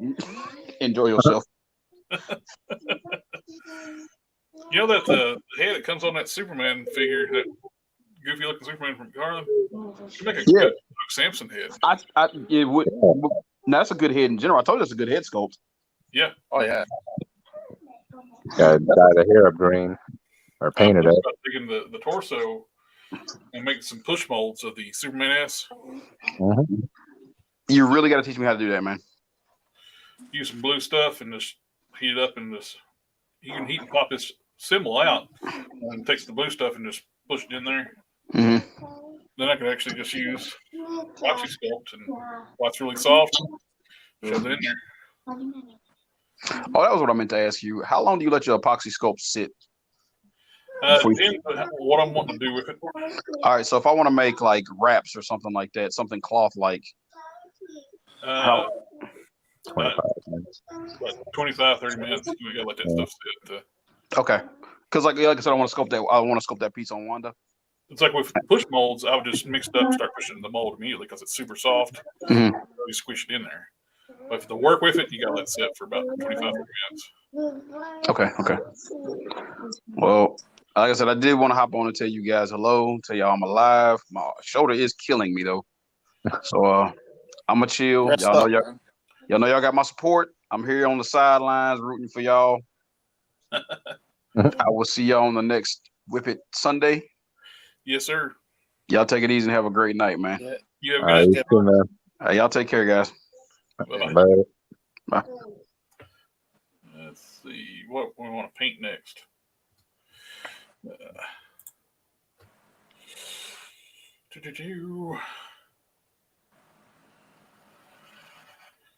Got these. This is one of the shrunken, like a Commander Rogers heads I got from Casting Cave years ago. I never got around to finish painting it. Yeah, they were a little bit too big for a 6-inch. Yeah, if you were going to put it on like a, well, let's see. A full-size one laying over here. On my very first attempt making a hard case years ago, right about when I quit customizing for a while. Yeah. I used one and got a ponytail, put it like I think it's the Toy Biz Age Apocalypse. Oh, okay. Tail that I cut down and shortened. So that almost fits, scale-wise, with Bigger body. the bigger body. Yeah. Yeah, that looked like he had the big head syndrome on a regular 6-inch body. Well, dang, almost the skin tone on that one I made years ago. It's almost dead on, man. Sheesh. Yeah. This might be an alternate head. You don't even have to paint it. It's already painted, ready to go. And the ponytail is actually articulated where I did it. Just got to clear out the neck socket to fit that body, and I'll do that now. I'll have 3 alternate heads for this one. I bought that second version 2 Flash Gordon. That's what I was trying to think. And we can see the size difference going here next to each other. Oh, yeah. You can't. This one just looks weird. You've put it on that Marvel Now body. Yeah. forgot how well the eyes were painted on those heads. This Return to Marvel Legends figures. Those are painted really nice. Heck, that's better than what they do now. Yeah.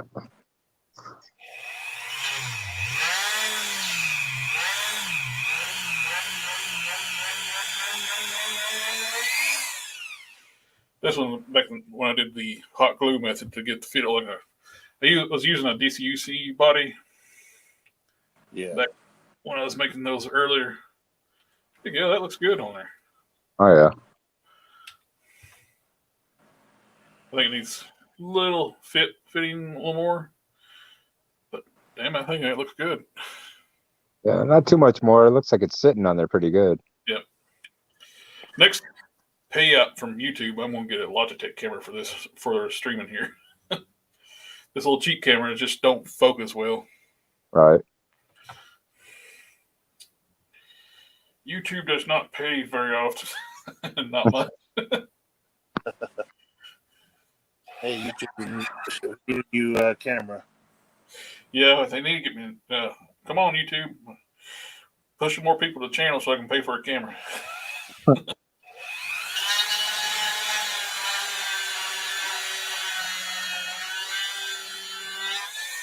We're about to hit 2,000 subscribers on the channel. Oh damn. Congratulations. Before the stream tonight, I was 2 subscribers away from 2,000. Come on. 2 people join. Maybe we're there now. Let's see. YouTube Studio. 1,998. Oh, jeez. Come on.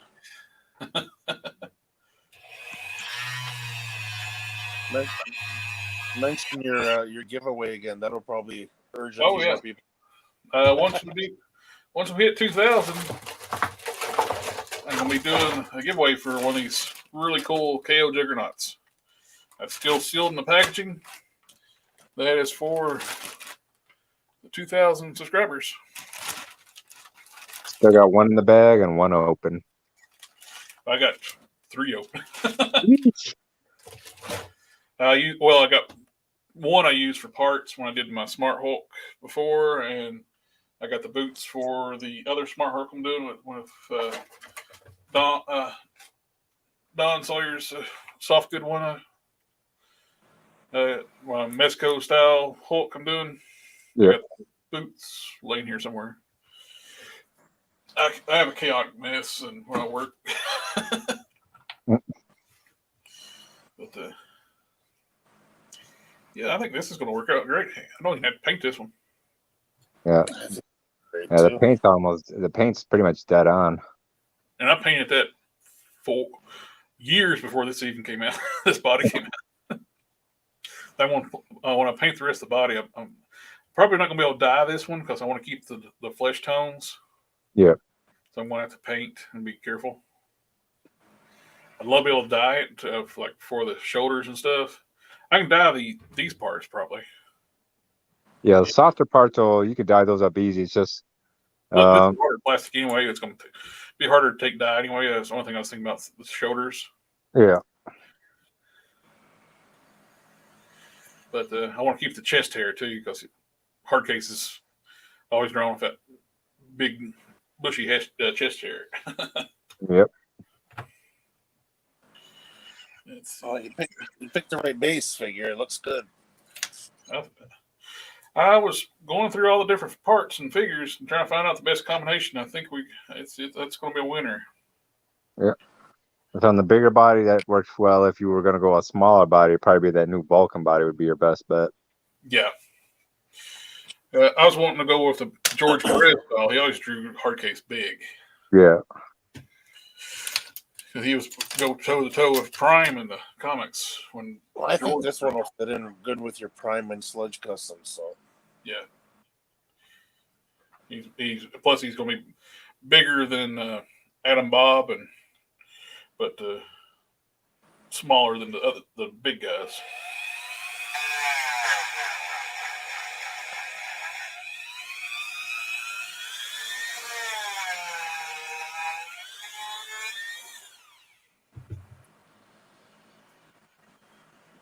So I don't know why I didn't do it before, but when I sent you those screenshots, I was like, I should have just sent them the link. So I sent you the link to that place for the water slides.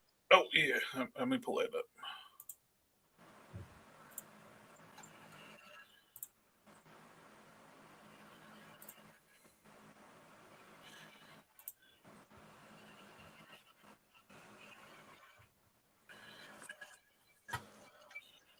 It kind of look like the ones Robo had. I'm not sure.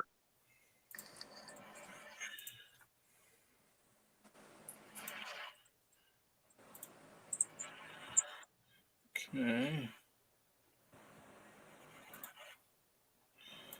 Okay. They got multiple sizes, so I think it goes from 1/8 to 1/12 to 1/8. I think. Yeah.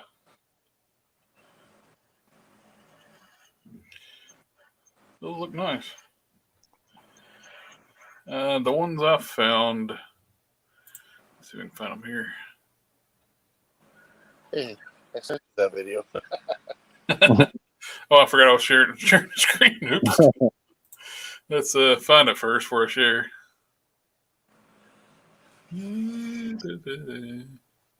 Like, a lot of the ones I found were mostly like anime style with like the big googly eyes and stuff. I'm like, eh.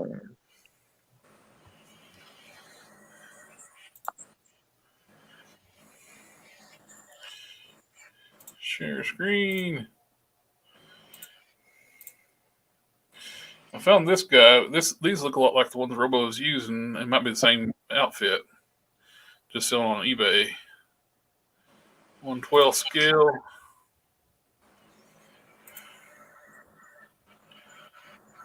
Oh yeah, those look good. And, There are a lot of different colors on there. mm-hmm. Seems like a little bit more. Probably got a lot finer detail on those.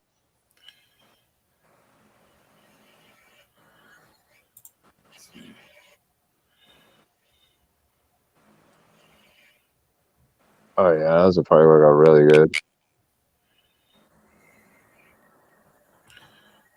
Okay, stop share. Yeah, I think those look similar to the sheets he was cutting out. So I was just searching on the everywhere to see if I can find those. Like, those look cool. Then I got thinking, I'm gonna try to make my own. If I can get the scales just right, it's just trial and error. They just got to be teeny tiny for smaller, like this size 1/12 scale. Yeah. Definitely need them small, especially for the female head sculpts. They're gonna run a little smaller. Yeah, I was thinking even with the female heads, I can even if I get them the right size, I can do like the full eye on those, like with the eyelashes and eyebrows and everything. Yep. Just trim them out separately. And they got the eye makeup and everything. The female eyes are usually painted a little bigger too. These are pretty close working already for females. They usually have bigger eyes too, right? Yep.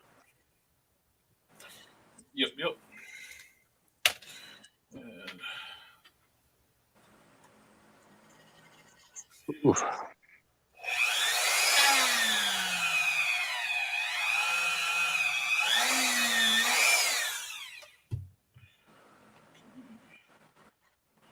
there we go. That's a little better. We got a pretty good looking head for hard case.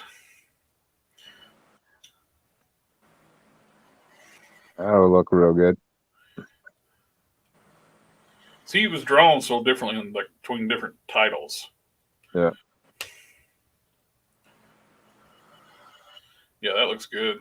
That's damn close match to the skin tone already. Yeah. You don't even got to touch that one really. No, just clean it up a little bit and hit some. It needs to be dulled down a little bit. Yeah. Oh, they got a gloss on it. It's before I was using the better like sealers and stuff. Yeah. This is an older paint job I did. clean up the adrenaline. This one's about ready to go.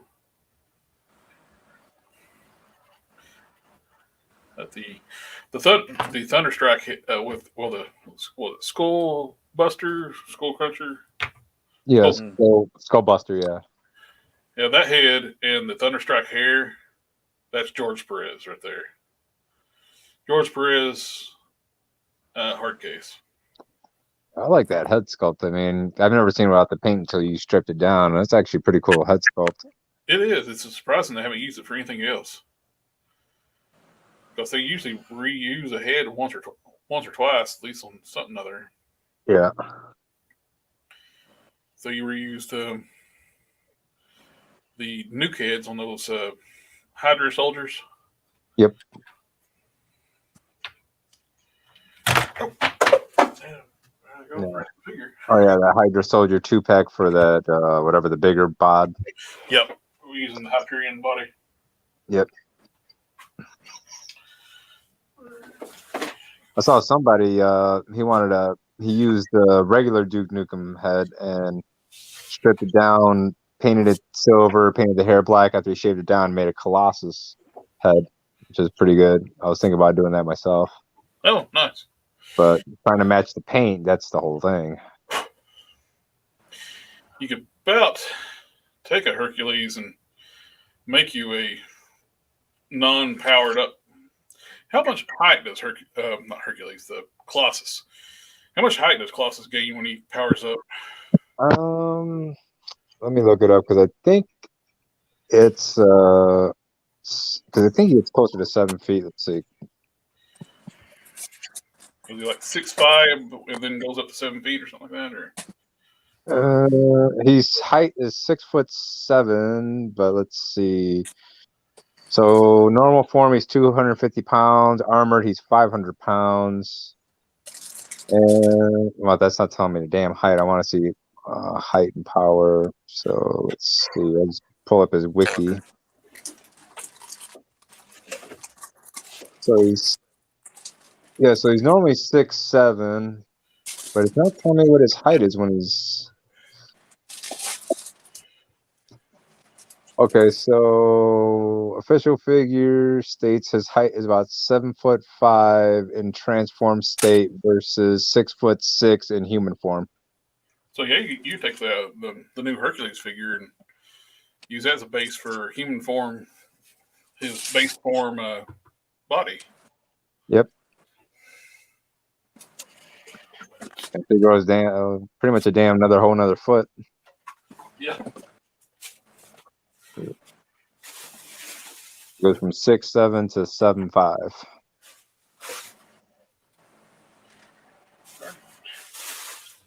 Knocked off my body in the floor, and I can't find one of the waist pieces.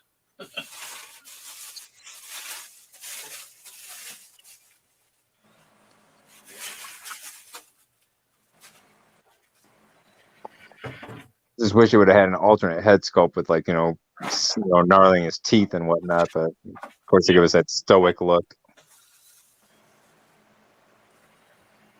Yeah, if they want to increase the price, just give us a couple extra head sculpts. Yeah. Yeah, they definitely, if they're going to bring the prices up, we need some more accessories. Yeah, it's like head sculpts, additional hands, something. Yep. That look, the Iron Man figure I reviewed is hell, you don't come with nothing extra than a regular Iron Man figure. Yeah. Figure stand and a piece of cardboard. Mm-hmm. Because we've gotten plenty of Iron Mans with an unmasked Tony Stark head. He gets 2 repulsor blast, 2 fist, unmasked head, figure stand. That's it. What about that other the future Iron Man? He came with those stands. Yeah, you mean the blast effects from his feet? Yeah, the 2020 came with those, and he was $20 figure. Yeah, that was Iron Man. What 2020? Yeah. 2020. Yeah, I actually like that figure. That was a pretty cool figure. Yep. The only issue I had with it was the eyes were a little too far apart. Yeah, I didn't pick it up. My buddy wanted it. He's a big Iron Man guy, so I found it at the Walgreens over here, and I picked it up for him. But the eyes were kind of one was like he was cockeyed.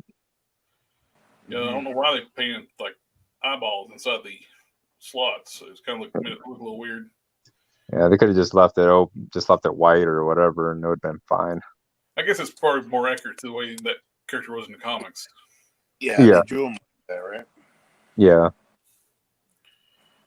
And he was an evil Iron Man, if I'm not mistaken. I think. I think you're right.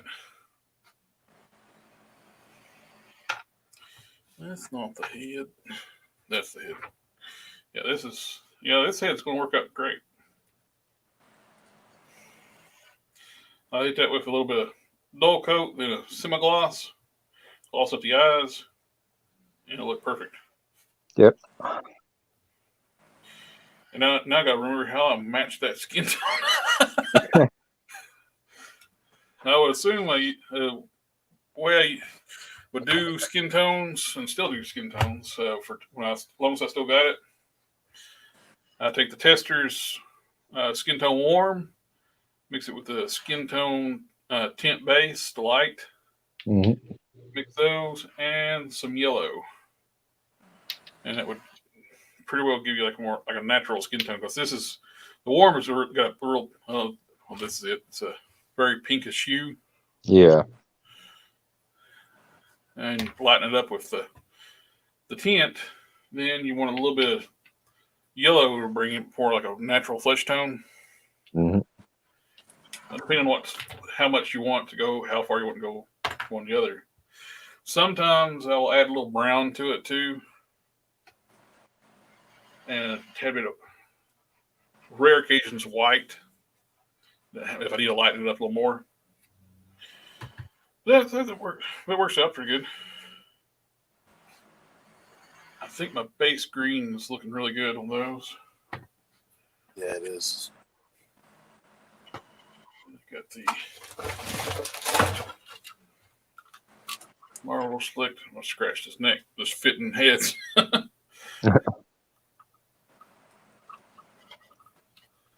And looks good. Yeah, the base is fine. And once I start adding the highlights and stuff, I think that's going to work out pretty good. Try to find somewhere it's doesn't have any paint, so we can try and match it. Yeah, that's pretty close. I wanted to mix up some highlights. Throw a little bit of a green wash on this, and do some highlights. And that'll be good to go on a lot of these. I think I got enough coats on all these now.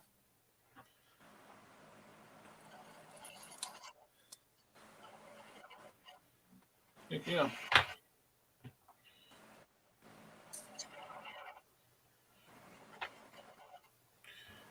That is looking good. I'm going to have to do a little more sanding on that one. That's the Enchantress Head. I took the hair and headpiece off, so it had like a big recessed area I had to fill up with a Sculpt. And,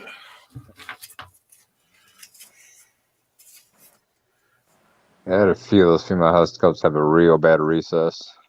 yeah.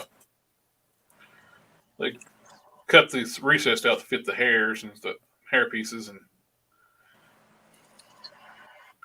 they can design them where they don't have to do that, but they don't design for customizer.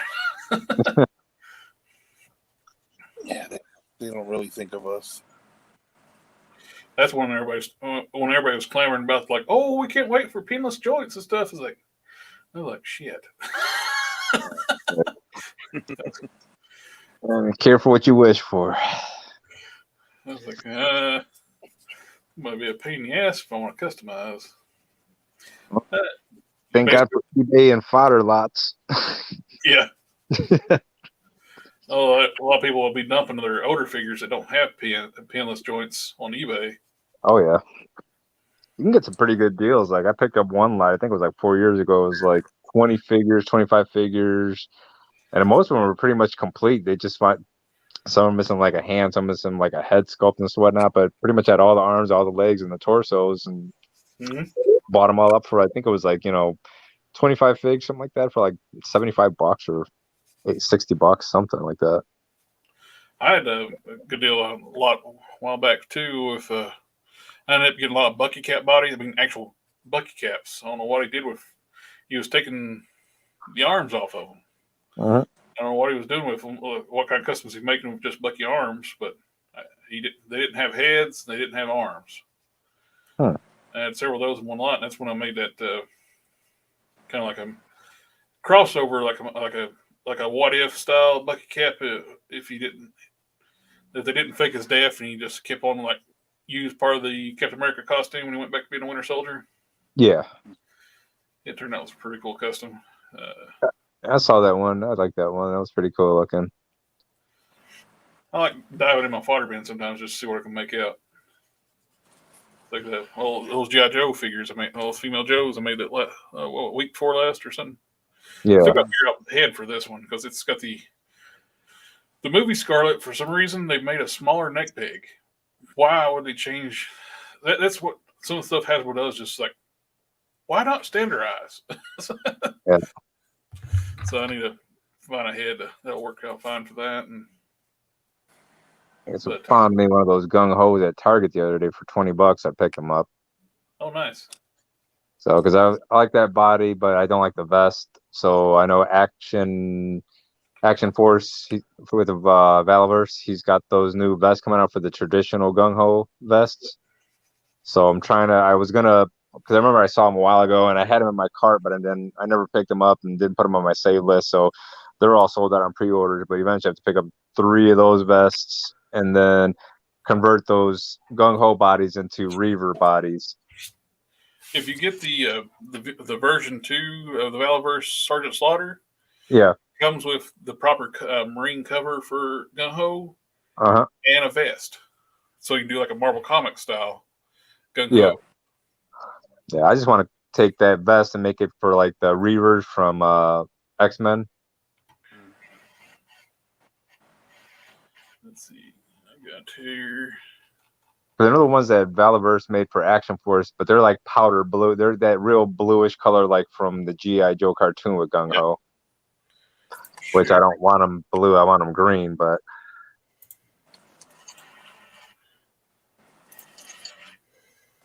Let me see.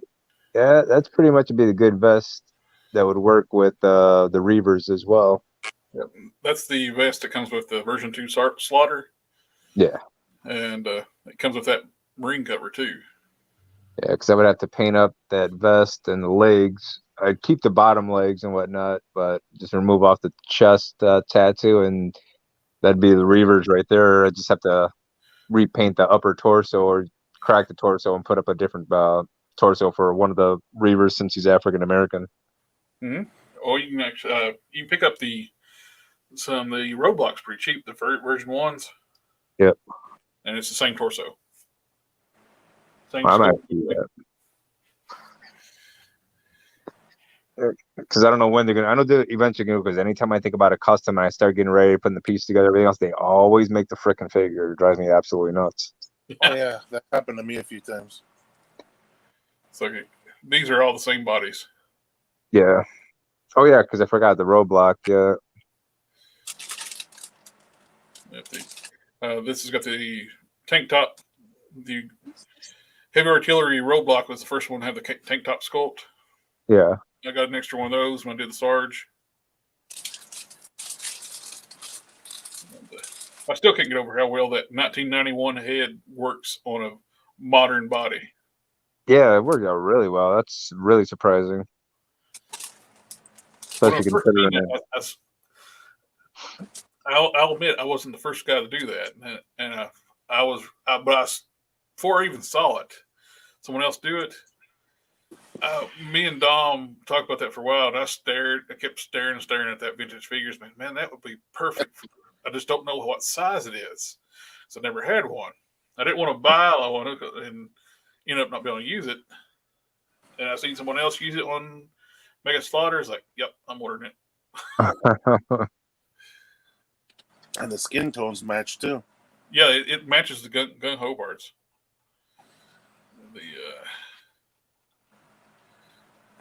Yeah, this is before paint.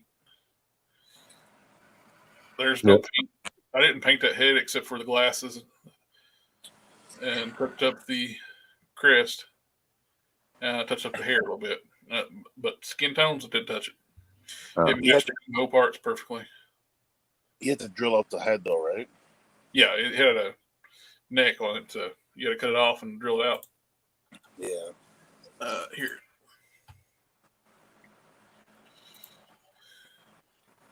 Nope, that's not it. Need this button. There you go. Oh, okay, yeah, I see. I haul it out. I cut the neck off and I haul it out and drill in the neck. Where it's softer plastic, didn't have to do the O-ring stuff. Yeah.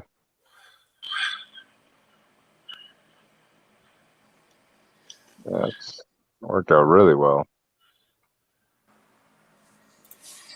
Yeah. Super surprising how well that matched up. That's the Vallejo flesh tone kits I use to match up the skin tones. Oh, okay. I didn't know which colors I use. Somebody asked me what colors I use. It's a custom mix. I had to trial and error to get it. It's like, I don't know.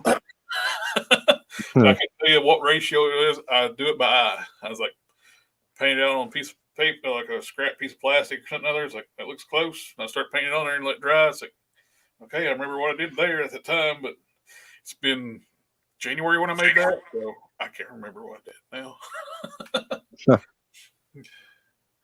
I appreciate people. People were like saying, "Oh, Hasbro copied your custom." Like it's like Hasbro didn't copy my custom. I use Hasbro parts.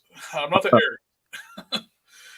I'm not arrogant enough to think Hasbro's stealing my customs. It's and not to mention, when I made that, and when they made Heavy Artillery, I said, I think I mentioned the Hulk Smash. Yep. You know they're going to be doing a Sergeant Slaughter. They made this torso. Yeah, but you know what? They would be stupid not to. I've heard that they do go on custom websites, from what I've heard. Yeah. You know, like their teams, I guess they go check out the custom websites, like the big ones, and they could get ideas from there, right? Oh yeah. Because like a lot of those customs that Mike De La Paz does, a lot of the stuff he did, all of a sudden, like with the White Storm and the Black Suit Storm, he had done those a while ago, and all of a sudden they're doing them for the Marvel Legends line. So I'm pretty sure they are like peeking in on a lot of the top end customizers and seeing what they're producing. I do too. I use the Hasbro Toy Pick. They want you so they can look at stuff. Yeah. I do those hashtags on my stuff. It's like, Hasbro, if you're looking at custom stuff, we want Ultraverse. Oh yeah. No, I want some Ultraverse stuff. Guess what? The majority of the parts are theirs anyways. So Yeah. Yeah. They own They own all the molds. They own all the molds and stuff. Like, well, heck, even the head I use for that Slaughter, it's a 1991 Hasbro figure. Uh-huh. I think they even own the Toy Biz molds, don't they? I guess they do. No, they bought Toy Biz. Yeah. So they should have the Toy Biz mold lines as well. actually, no, they're saying that a lot of the older molds got destroyed. Really? Yeah, I remember hearing that. Okay, so they're boat anchors. I was watching a program one time when they talk about those molds when they get used. They end up being fishermen's boat anchors. Like they're in China. Yeah. They end up getting used for boat anchors.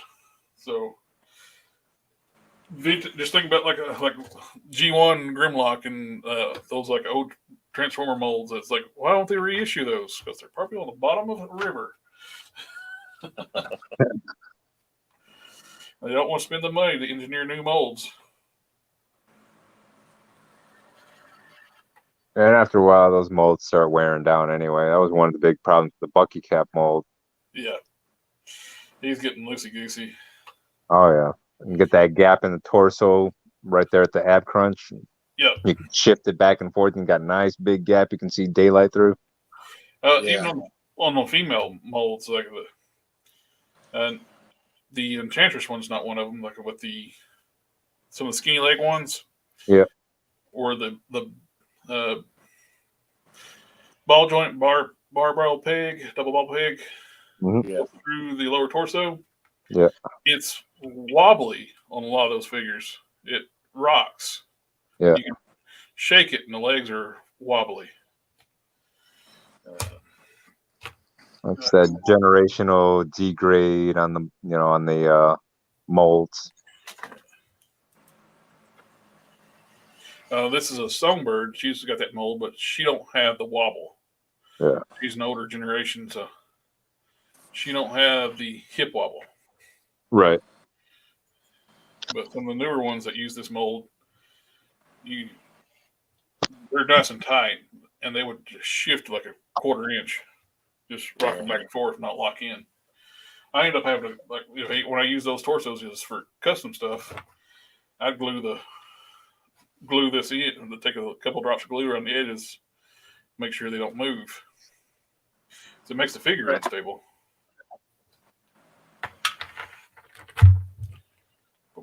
Got to figure out what to do. My buddy gave me a box set, that Defenders box set. I just don't know what to do with it. I don't want it. Oh, with which one? With the With the Netflix 5. one? Or, The one with the 5 figs. with Luke Cage, Iron Fist, and what's her name? Jessica Jones. Yeah, or not Jessica. Oh yeah, that's when she was Jewel. Let me see. I got it up here. Hold that. Where is?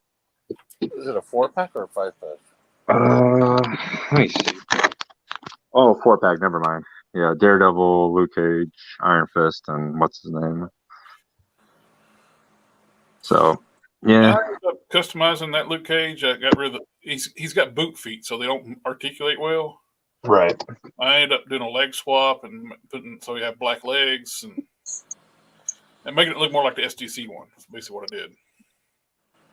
Yeah, he just gave it to me. I think it was a couple months back, and I forgot about it until I was walking past it just now. And I'm like, what the hell am I going to do with that thing?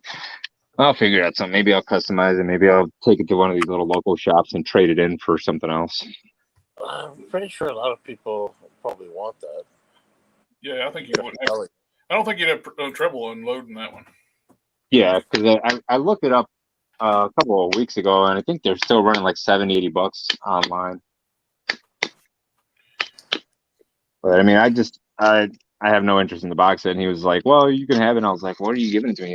He was like, "I was like, you're a big Daredevil, big Luke Cage fan, and everything else." And he's like, "It was an impulse buy." I'm like, "All right." It's like I'll figure out something to do with it. One thing that's cool to do, you can do a solid red, have one uniform color Daredevil. Yeah. They always do either light boots or a dark costume, or dark costume, light boots. Yeah. You can mix and match. Wasn't that one of the better Daredevil molds? It's the bucket cap. Yeah. Oh, is it? Okay, no. Yeah, and that one, I don't know what happened because he hadn't opened it. I decided to open it just because I always like to inspect my figs. And the Daredevil has a crack in his joint at the elbow joint. There's like a huge crack in it. It's like, all right, so maybe I can go through my fodder box and find something that got a red elbow I can put in there, but we'll see. One thing I did, I didn't have any use for the black and red Daredevil, not the really cool armored one, but the standard suit that used some of the Citizen V parts. Yeah. The wraps. I took those boots and stuff and put on a regular Daredevil, took the regular shins off and put the wrap boot, like the laced up boots. Yeah. There's not enough figures with those boots, for on the bucket cap. It's like they always want to paint the details on. Just give us the boots. Yeah.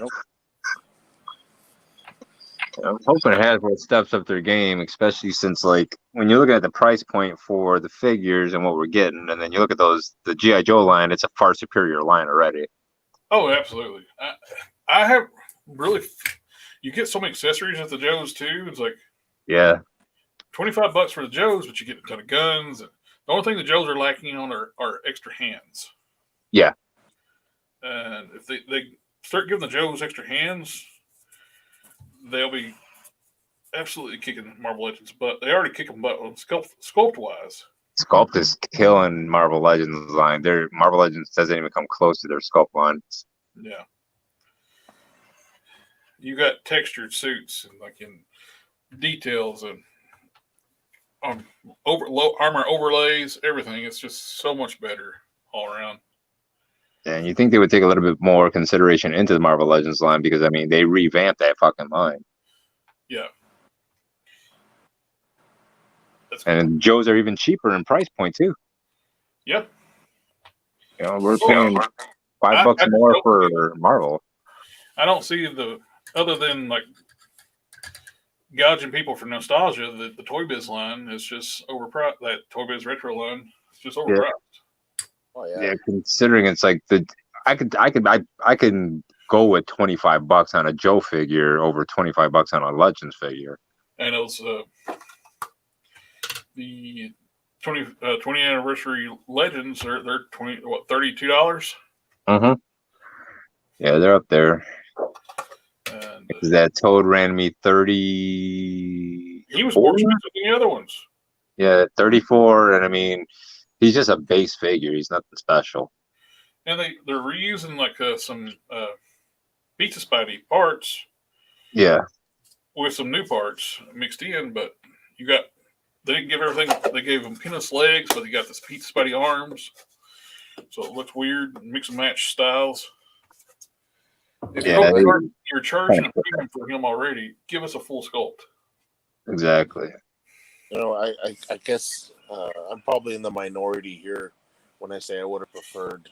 I know they're trying to go classic with this 20th anniversary, but I would have preferred a more modern type of Toad film.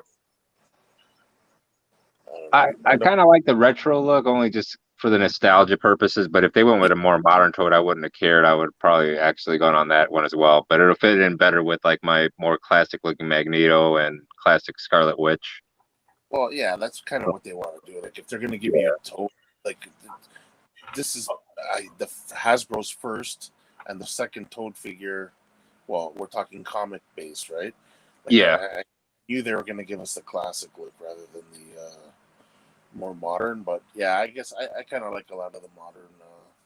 Yeah, I'm a little bit nostalgic when it comes to like the classic stuff. Just like with the movies, it drives me nuts when they don't have the figures at least in something close to what the comic base is like. Yeah, like with the X-Men, I mean, all those all black leather outfits, that was terrible.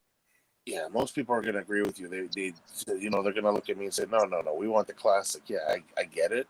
Like, yeah, that's what I'm saying. Like me personally. Yeah. You could still go with the classic look, but modernize it that way. Like with Cap's suit, when they first brought out the Captain America movie, I was like, that's pretty close. There's a lot of differences, but I can forego it because at least it's still got the same color scheme. The patterns are similar. It's just a little bit more modern take on it, and I can go with that. I love that first costume. Yeah, it worked. It did. And Hasbro, if you're going to redo figures from the MCU, give us a new version of that figure. Oh, yeah. I don't want to seem arrogant. I'm actually talking to Hasbro, but hint, if you are listening, I want an updated to First Avenger Cap figure. That figure sucks. You know what? I passed on that one, and I passed on the re-release because I don't know. First of all, it looked too small. Like if you're gonna. Well, they didn't even do anything with the re-release. It's just the same figure. Yeah, I passed on both of them because it was the same figure, and the figure was garbage, right? So, yeah, they got to give us like the arms with the A stance. They can't go against the body. They're sticking out like that all the time. And yeah, no, I want that figure though. And I just hate when they just do a repaint. Some things I can take a repaint, but in other instances, it's like, man, I need some retooling and something else on there because it's just not fitting the bill. The Winter Soldier redo is basically just a new head and paint job. Yeah, it worked. Yep. Because it was already pretty good sculpt already because it was later on in Marvel Legends. Yeah, that was pre-Marvel Legends. That one on the Walmart exclusive figure. Was that the 2-pack? The first Avengers one, it was a single release, They were not even called Marvel Legends back then. That's when the Marvel Universe was still big. Yeah, I still got a whole box of those I got to unload too. I got like probably 40 figs from Marvel Universe line. Yeah, they're harder to move now because everybody wants the 6-inch stuff. Yeah, so it's like, well, maybe just keep them just for nostalgia purposes. Because for a while there, I mean, because I don't know, when they first started that Universe line, they were great figures, but then as they started progressing, it started getting kind of, they weren't as good as they were, and then all of a sudden the 6-inch line, I was like, man, I don't want to have to switch over to a 6-inch line, and then I was like, but the sculpts are getting really good in these 6-inch lines, and so I converted over to a 6-inch line. Yeah, they started dropping all their articulation too on the 3 3/4 inch or 4-inch line, whatever you want to call it. Yeah. When they start dropping articulation, it's like that was the death sign for that brand. I mean, the sculpts were great on those things. Oh, David Bonner used to be in charge of that, or at least work for the team. Yep. Toy Biz, one of the original team of Toy Biz Legends. Yep. Because the paint was on point, the sculpts were on point, the articulation was great. I mean, you had multiple points of articulation in the hands, the elbows. It wasn't like your Star Wars figures where you had 5 points. The only thing that I got pissed about is the first Marvel Universe Hulk. That was garbage. I'm trying to think. I think I had that one. Yeah, I do. I have that and the Red Hulk. But yeah.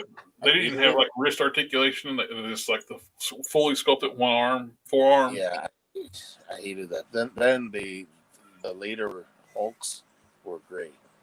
Yeah. But I don't know. They do that a lot with certain figures. Like when they brought out that X-Men box set, the new X-Men release box set with the classic outfits, and then the Beast, he just had those static arms where you can't move the wrists or anything. Yeah. That was terrible. And he's supposed to be a really agile character, and you can't really pose him as not like with anything. Exactly. If they re-released that with better articulation, it'd be good. And that Iceman was garbage. Yeah. The Iceman was bad, and the wings on that angel were terrible too. They were just like a statue. Yeah, mine are super loose on that one because I got the box set, and I got it when they first went up for pre-order on Toys R Us, and I got it, and I was happy I got it, and then it came in the mail, and I opened it up, and I'm like, man, this is garbage. And the paint apps were a lot of bleed through on the paint. I opened it. I don't know how many times I walked through Toys R Us and that stuff was sitting on the shelf. Nobody was buying it. Yep. And I was like, I opened it up. I was like, nah, I don't want that. The Jean Grey head sculpt was terrible. Yeah. You know what though? Everybody was saying though, like everybody was complaining about the paints and the quality of they were just saying that everybody, like, they're awful. And I did the same thing. I went to Toys R Us and there were stacks of them there, eh? And I was like, yeah, no way. You open it up and you look at it, they're just the paint was so sloppy on all of those. It's like they just rushed these ones out of the warehouse, And I never saw them on shelves here at Toys R Us, so that's why I was like, well, shit. So I just ordered it online, and when I got it, I was like, God, I wish I would have seen one in, so I could have actually checked the paint apps. I was like, this stuff is terrible. You wouldn't have found a good one. I was like, man, this is just terrible. So I want them to, since they did the X Factor Cyclops, I'd like them to complete the whole team, but they never did. Yeah, of course not. We're still waiting on finishing out Squadron Supreme. Yeah. I was like, Hasbro, come on, finish one team. And thanks to you, I went to go look up Honey Badger and decided to read up on her. And but she's Scout now. Okay. They changed her name now. She's Scout. Yeah, no, but I just looked up Honey Badger and I was looking at the old artwork and stuff. I was like, oh man, now I want a figure of her. Yeah, I mean, she's pretty badass. I mean, she's got that one little claw popping out of each hand, and then you got Laura who's got 2, and you got Dakin who's got 3. So it's just weird how they did that. Well, actually, Laura has 3 because she's got 1 in each foot. Yeah, and then I read up that there's a lot more clones of Laura. Yeah, and she's one of them. And there was 2 other sisters, but they both got killed. And then there was something to do with Honey Badger eventually kills Laura and becomes like a villain in the future. But then I guess that kind of got retro up to something different. And eventually she becomes like a hero where she's got like armor on and everything else, like a armored Wolverine helmet, and she's got like laser claws, that one laser claw in each hand. Yeah, no, I'll stick with the original. Yeah, I like that Honey Badger, just that teenage body. That's why I wanted that smaller. So I did pull up that Princess Leia body. It looks like it'll work out really good because it is pretty tiny. Oh, you know, another thing I was mentioning at the beginning of the stream, Jyn Erso is even smaller than Leia. Oh, Jane Erso is? Yeah, she's tiny. And you can get her cheap. Yeah, because that Leia is like only like 12. I found her on Amazon for like $14 or $18. So maybe I'd get the Jane Erso if she's smaller than the Leia. Oh, she's really small, man. Like the smallest Leia right now is the slave Leia, and Jyn Erso's smaller than that. Oh wow, yeah, that might work out because she has to be a little bit smaller than Laura on the teenage buck, and so that's the problem I had because I was like, I don't want to start cutting into the thigh cut area and cutting it down too far, and then I gotta do the lower leg and everything else. Oh, this figure, if you're gonna match the Jyn Erso figure with a teenage Marvel Legend, she doesn't come close to the size. Sweet, yeah, that'll work then. Because that Sprite body I wanted to, but that's a lot of sanding down the whole body to get it smooth, and I'll probably end up getting carpal tunnel or something before I get the whole body done. Well, you seen the Jyn Erso figure? Yeah, I've seen it. I'm gonna have to pull it back up against because I saw a review on it. I can't remember who reviewed it, but somebody reviewed it. But I never looked at the sizing on it. Yeah, the thing is, she's wearing a jacket. I know there's a few pictures of Honey Badger wearing a jacket too. Yeah, she'll wear like a jacket, and some she's got like a hoodie, and where she has a hood up and everything else. So I was like, yeah, I can probably kit bash a couple of things on there. Maybe even since she's technically a small child still in the comic, so she's not developed. So even I was thinking maybe using the that Peter Parker body where he's got the hood and everything, because that's a really smaller torso too. So I could just probably use the upper torso for like the hood area and whatnot. Yeah.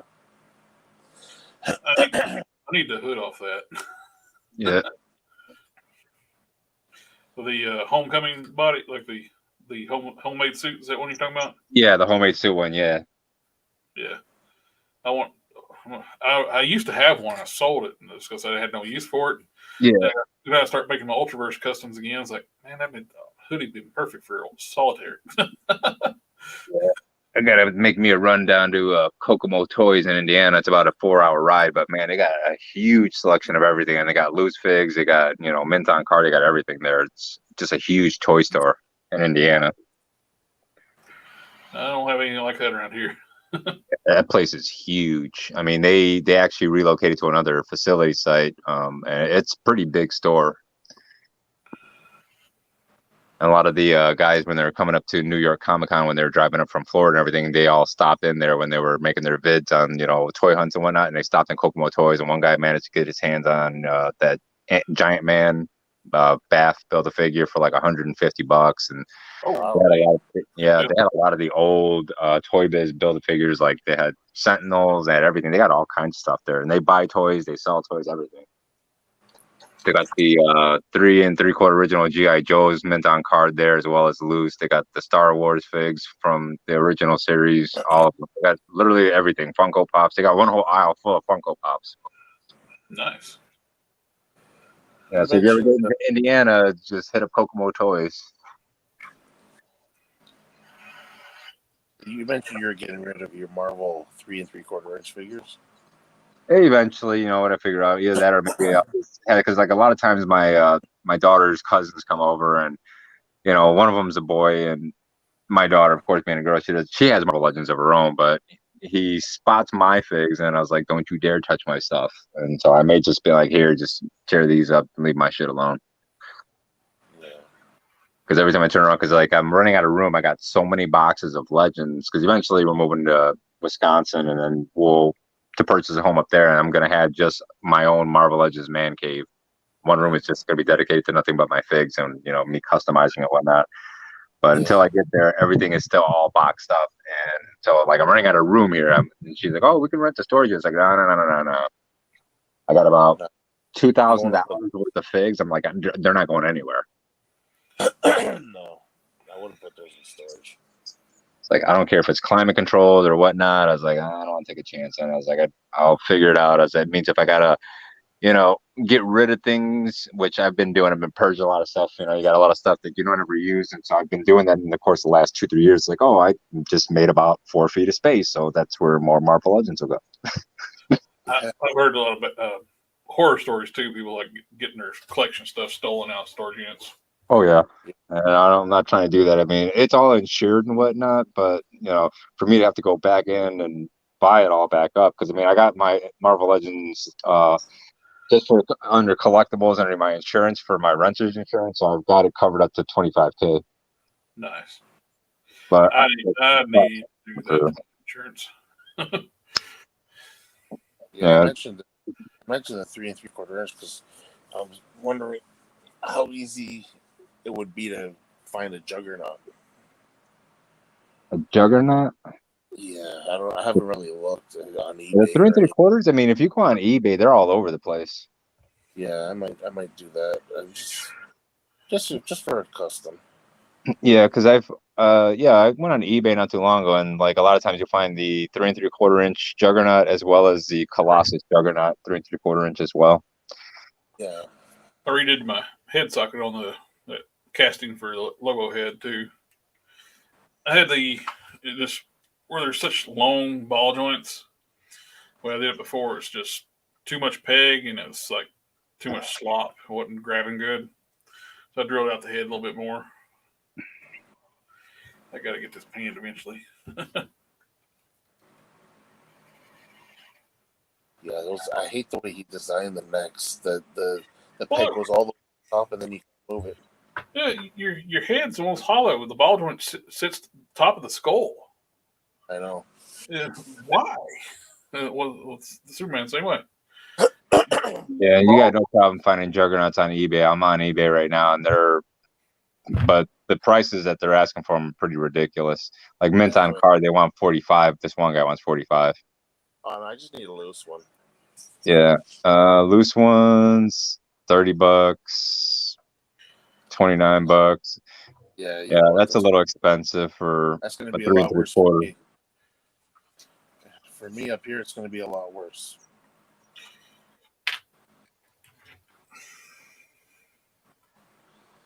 I'll just ask around locally. There's a lot of people in the Facebook groups and stuff. I have one, but I don't know if I want to use mine. But if I have to, I will.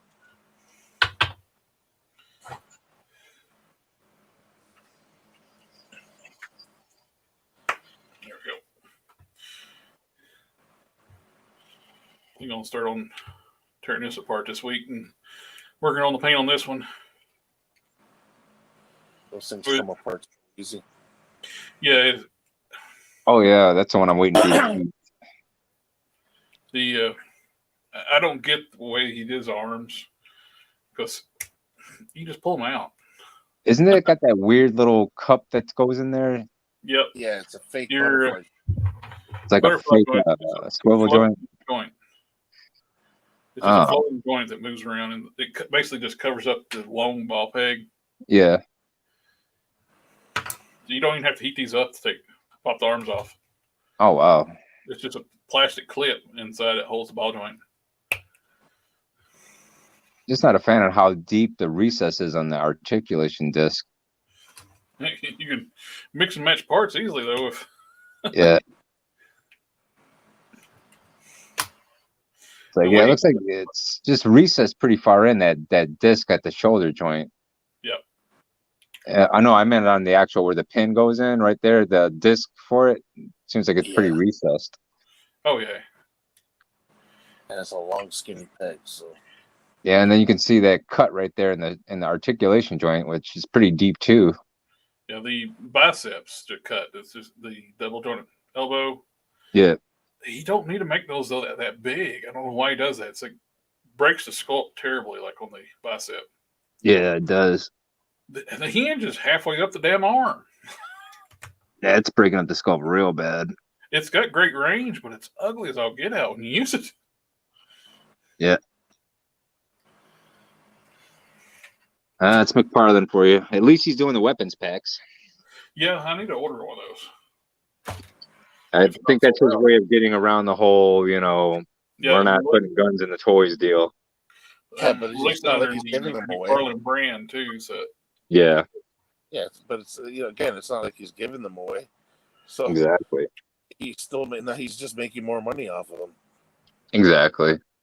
That was a smart move on his part. yeah, Sure it was. Because But you I can mean, like, bypass that whole DC thing. And Warner Brothers, actually. yeah, Warner Brothers stupidity. They're even where they own Mortal Kombat. The Mortal Kombat people can't come with guns either. Oh, wow. Jeez. yeah, because they own them, right? Somebody Yeah. was, I think it was Robo. Robo was looking at the Commando Mortal Kombat Spawn figure. Yeah. No guns. And then it hit dawned on him, was like, oh, Warner Brothers owns Mortal Kombat. Jeez. So That's okay. We can put even daggers Spawn and swords. character, even though it's a Spawn character, it's the Mortal Kombat version of Spawn. Yeah. So no gun. As long as it's branded with the Mortal Kombat brand, he can't put the guns with it. And we can put swords and knives, but we can't put guns. Like, make the figure look bloody, cut up, and Exactly. you can't give them guns. They can give them crowbars and sledgehammers and mallets and all kinds of shit, and just can't give them a gun. I think even some with severed heads or something like that too. Yeah. But you can't have a gun. Yeah. Bludgeoning and battering and beating people with blunt, instruments is okay, but you can't shoot holes in people. Yeah. And with all these shootings going on recently in the news, I think Warner Bros. Is just going to stick to it. Oh yeah. Well, they don't. Sure, yeah. Of course, like the media is not going to mention one happened in Charleston over the weekend. Yeah, they didn't mention what happened over here either, because I had a shooting over at my site last Friday. Well, And the one in Charleston in West Virginia. Yeah. A guy showed up with an AR, and a lady at the party had her own handgun, pulled out and shot him. Yeah, one of my cops, because we hire off duties on the weekends, and one guy refused to actually go to the checkpoint. He wanted to bypass it. Turns out he had a knife taped behind him, like a hunting knife, on his back, and he had a gun in his backpack. So when they wouldn't let him in, he pulled a piece out, opened fire at my off-duty cops. They returned fire, caught him twice in the ass, and then he took off and made it to my property.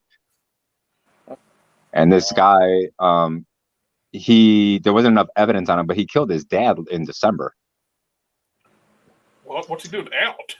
Yeah, they said he didn't have enough evidence, but yet they found his dad, brutally murdered in the house and covered in garlic, so to cover up the smell. But they said, oh, he didn't have enough evidence to charge him. But then he comes over here in a facility that has children and family members all running around, and then now he gets shot, and I know he's going to try to sue. If he gets one of those weirdo lawyers over here in Chicago, I'm pretty sure that he'll make some money off the city. Yeah.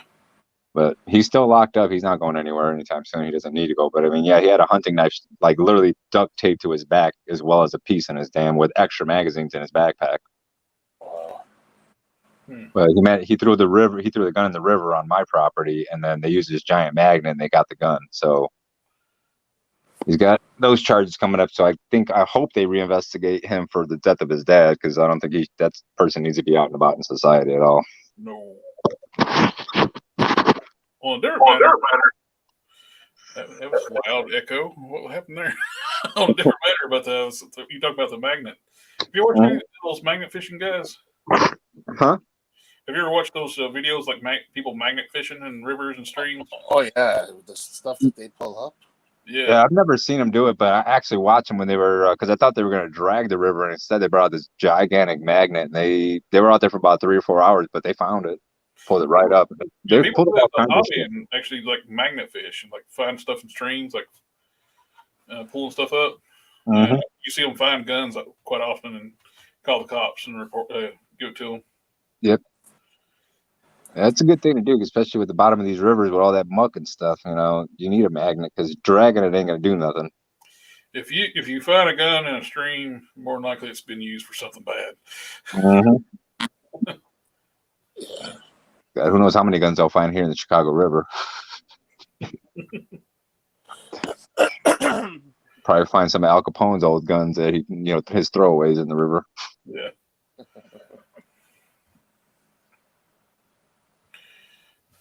But at least Marvel's still giving us guns. For now. Yeah, we'll see. Fox Kids back in the 90s, you remember they had like a ban on guns. Yeah. That's why when Beast Wars went from Beast Wars to Beast Machines, all the characters lost their guns. Yeah. Because they didn't want them. Fox Kids didn't want them having guns. There's no way around it. I mean, all they got to do is go play a video game. You got guns. Can't. It's one of those things. Unless you completely remove them all, it's not going to happen. So it's just like they were so bad with Fox Kids. They even when they edited Beast Wars, they took out punching scenes. Oh man. Yeah, they were pretty bad. That's why I miss the 80s and the 90s and 70s cartoons. Yeah. Well, they gave us cartoons based on RoboCop, R-rated movies, and yeah. Different time. Miss it. Yeah. I actually didn't mind the RoboCop live action series back in the 90s. It wasn't too bad. Only had one. I like where they gave him more gadgets. Yeah. What made sense too is like when they gave him like he had like a grappling gun, but he also would have like bolts that would shoot out his feet and lock him to the ground. Yeah. And it's like, yeah, you can be a super strong robot, but you try to stop a truck without securing yourself to the ground, the truck's still going to drag you down the street. I always liked that big lumber and suit, but kind of dug that tactical when they came out with the newer movie where he's a little bit more agile and everything. It was pretty cool. All black tactical look. Yeah, the silver suit was still one. The silver suit looked pretty good too, though, in that movie. Yeah, it did. But I don't know. I like black. That tactical look. It's always been a good look, especially for something like that. Yeah. Yeah. Oh yeah. You know what? It was a little bit more of a sleek design. I liked it. Yeah, it was. The a little bit more mobile. Problem was you can't.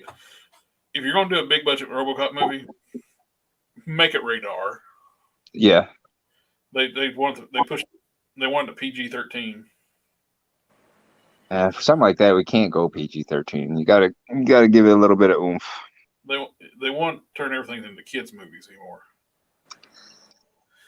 Compared to what we watched when we were kids, Jesus. Yeah.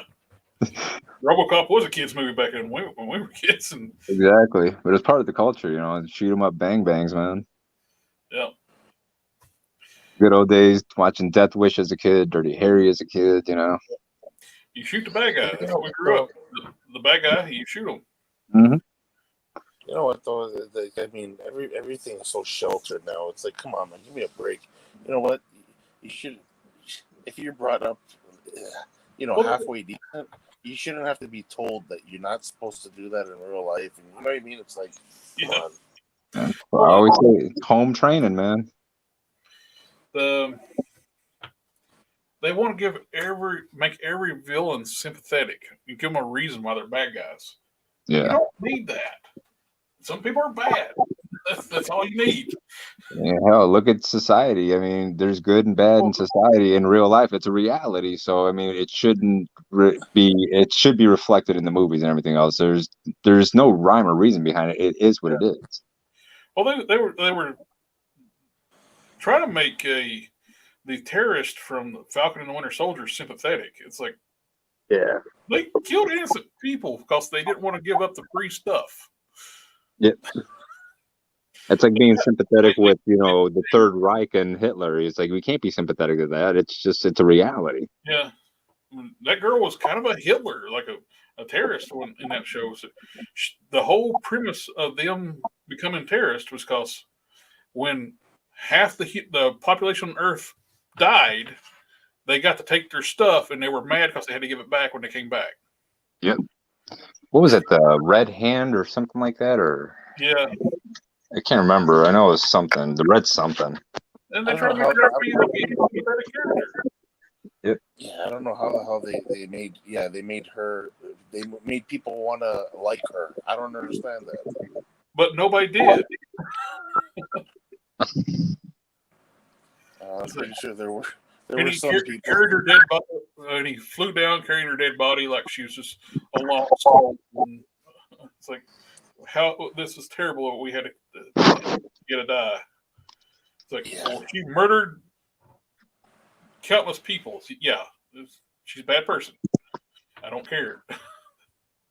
Like they were trying to make out like the U.S. agent got killed, that one terrorist killer, after they killed his partner. They try to make out him being a bad guy. It's like for killing a terrorist. And basically self-defense, him killing other bad guys. They got to look at it too. It's like, especially like when it comes to like military, law enforcement, stuff like that. If you kill somebody's partner, man, it's going to be a vendetta right there. There's no way around it. It was like his longest, oldest friend just got murdered in front of him. He's going to lose his shit. They try to make it out like, oh, it's horrible what he did to that terrorist. Like, yeah, you see what these terrorists do to people. It's like, but you see what these terrorists do to people. They do things 10 times worse, in regards to torture, and extending. It's not like killing them off in a matter of minutes like he did. They're going to sit you in that room and torture you for months on end until you die. Yeah, well, like I said, they're trying to make you make the bad guys reasonable. Like they're trying to. There's reason behind why they're doing what they're doing. No, they're bad. They're bad. Yeah. I didn't like their magical super soldier serum either. Too, the previous super soldier serums, when you took it, you got jacked. Yeah, you looked like you were physically strong. When you take a magical formula now, like Winter Soldier, none of those people were like super ripped. They were just normal people, especially like the girl. Yeah, their bodies never morphed into anything else. It just stayed the same. If you were 120 pounds soaking wet, now you're 120 pounds soaking wet, but yet your body's strong as 10 guys. Yeah, unlike Captain America himself, who went from that little scrawny thing into what he was, right? So that's pathetic. That was the whole thing, the whole premise behind it is, taking someone and making them better. And not only physically, but also, their abilities and everything else. When John Walker went through the power broker process in the comics, he was huge. Yeah. Even D-Man, when he got his thing, he got huge too. Mm-hmm. When he went through his process, because he was big, but he wasn't that big. But then once he started like taking that serum, he was getting jacked. But now we can just cast anybody and say they got super soldier serum. Yep. That's one thing I didn't like about the Jessica Jones series. She's a fine actress, but I just could not believe she's super strong with how petite that little girl is. That woman, I'm sorry. How petite that woman is. She's, she's lanky, but she's not muscular. No, not at all. But I mean, like, she's got a little bit of height to her. She's not like a tiny thing, but it just wasn't believable. She was way too thin. Yeah. I'm fine with like when they have superhuman strength and stuff like that, but at least have heroic. Get somebody like at least work out a little bit, have heroic proportions. Yeah, like what they did with Gal Gadot, right? Yeah, she worked out like crazy. Well, see, that's what I'm just saying. People were freaking out when they cast her as Wonder Woman, and they're like, "Oh my God, have you seen the movie Fast 5 when she's in the bikini and she's like way too skinny?" I'm like, guys, people's bodies can change if they work out, right? Yeah. Like, I mean, look at all these other actors who you see them in a movie just like she was more fit too in the second one, because on the first one too, she could only work out so much. Didn't she get pregnant during the first one or something like that? I think so. But yeah, she thickened up because she went through like a different diet and a different. She's got into mentally can do the workout. She's Israeli military. Yeah. that's like you have to serve. I think in the Israeli army. Yeah, everyone has to serve. Because I dated an Israeli girl and she was in the army, so everyone has to serve over in Israel. It's not optional. Which I don't think is a bad idea, you know. Yeah, especially like where they're at.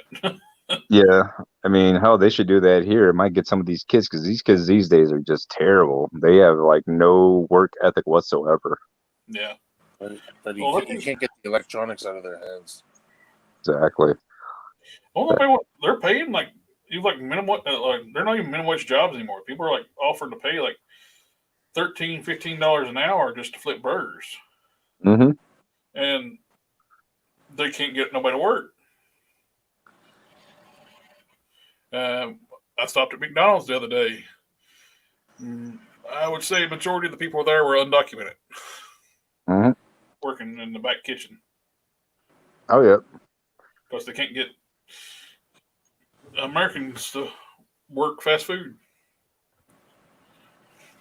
it's just a generational thing. I mean, I've been working since I was 15 and a half. I didn't have to work. My dad was a Secret Service agent. My mom was a business executive. So, I had a pretty well off, childhood. But as soon as I turned 15 and a half, I got a job. I didn't have to, but I wanted to. Yeah. But that was just the fact that, my parents instilled a work ethic in me. And kids these days, they just have zero work ethic. You get them in a job for 2 days and they're ready to quit. Well, you can get them, hardly won't get a driver's license. Oh, yeah. It's like shit. When I was my first job, I was a warehouse worker for a furniture company, schlepping big ass boxes of furniture all over around, loading up trucks. And then my second job, I became an apprentice tile and carpenter. And I mean, I was lugging, sometimes we go to these job sites and we had, 150, 200 boxes of tile and the elevator would be broken. We'd have to go hoof it up on our shoulders, 15 flights of stairs. And I'm 16, 17 years old, huffing up, hundreds upon hundreds of thousands of pounds worth of boxes on my own because I was a laborer, as well. Mm-hmm. Tell these kids they'll carry one box of 50-pound box of tile on one shoulder up one flight of stairs and they're ready to quit. Me, I was hauling, 2 on each shoulder and 100 pounds up, 15 flights of freaking stairs. I don't know about you, but most kids that I know nowadays won't even be able to put 50-pound box on their shoulder.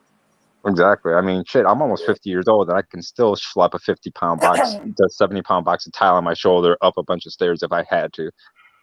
Mm-hmm. You've done that since you were a kid. So, like, I mean, if these kids now, I guess they can handle the weight of an electronic or a game controller. That's about it. My dog, my bigger dog, she's got spinal fusion, so her back legs are filling on her. So yeah, she's like 8 pounds. So I pick her up and carry her around like I used to. Just carry her around like a baby. Oh yeah. But, who knows? That's just society, but hopefully something will change because between millennials and everything else, these millennials are just lazy. I got tickled. A lady at work, she got one of those bicycles, so like sit instead of an office chair, it's like a bicycle. She sits in front of her desk while she works. Got a sit-stand desk. Yeah. Her and another guy who worked with, they were trying to put the wheels on it, and they were trying to lift it up with the wheels on it, and I watched them struggle. It's like I walked over. Care if I help? I just went over, picked it up one hand, popped the wheels on.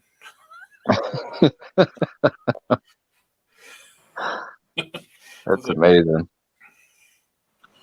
I remember neighbors across the road that used to live across the road. They were trashy people, and they always had mean pit bulls. Mm-hmm. One of them got loose, come over, and before I had my yard fenced in, attacked my Roxy. I had enough of it. I went over there and picked that pit bull up like a cat, back of the neck, and he come running over. I'm sorry. I handed it to him. Here you go, take your damn dog.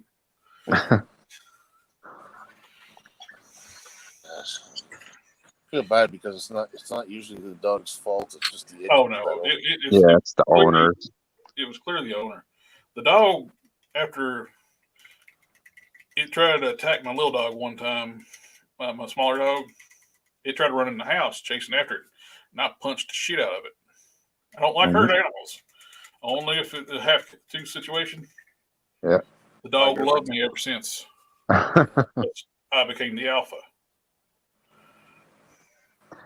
Yeah, sometimes you got to do that. I had to put a dog into a headlock one time because it went after this little kid, and it didn't give two shits about me, but it was going after this little kid, and I don't know what the hell the deal was, but I grabbed the dog, was trying to pull it away, and then it wouldn't do anything, and then next thing I put it in a headlock, and the owner's freaking out. I'm like, well, look, would you rather take a lawsuit and just turn up this kid? And it was a small child. It was only a child about 5 or 6 years old.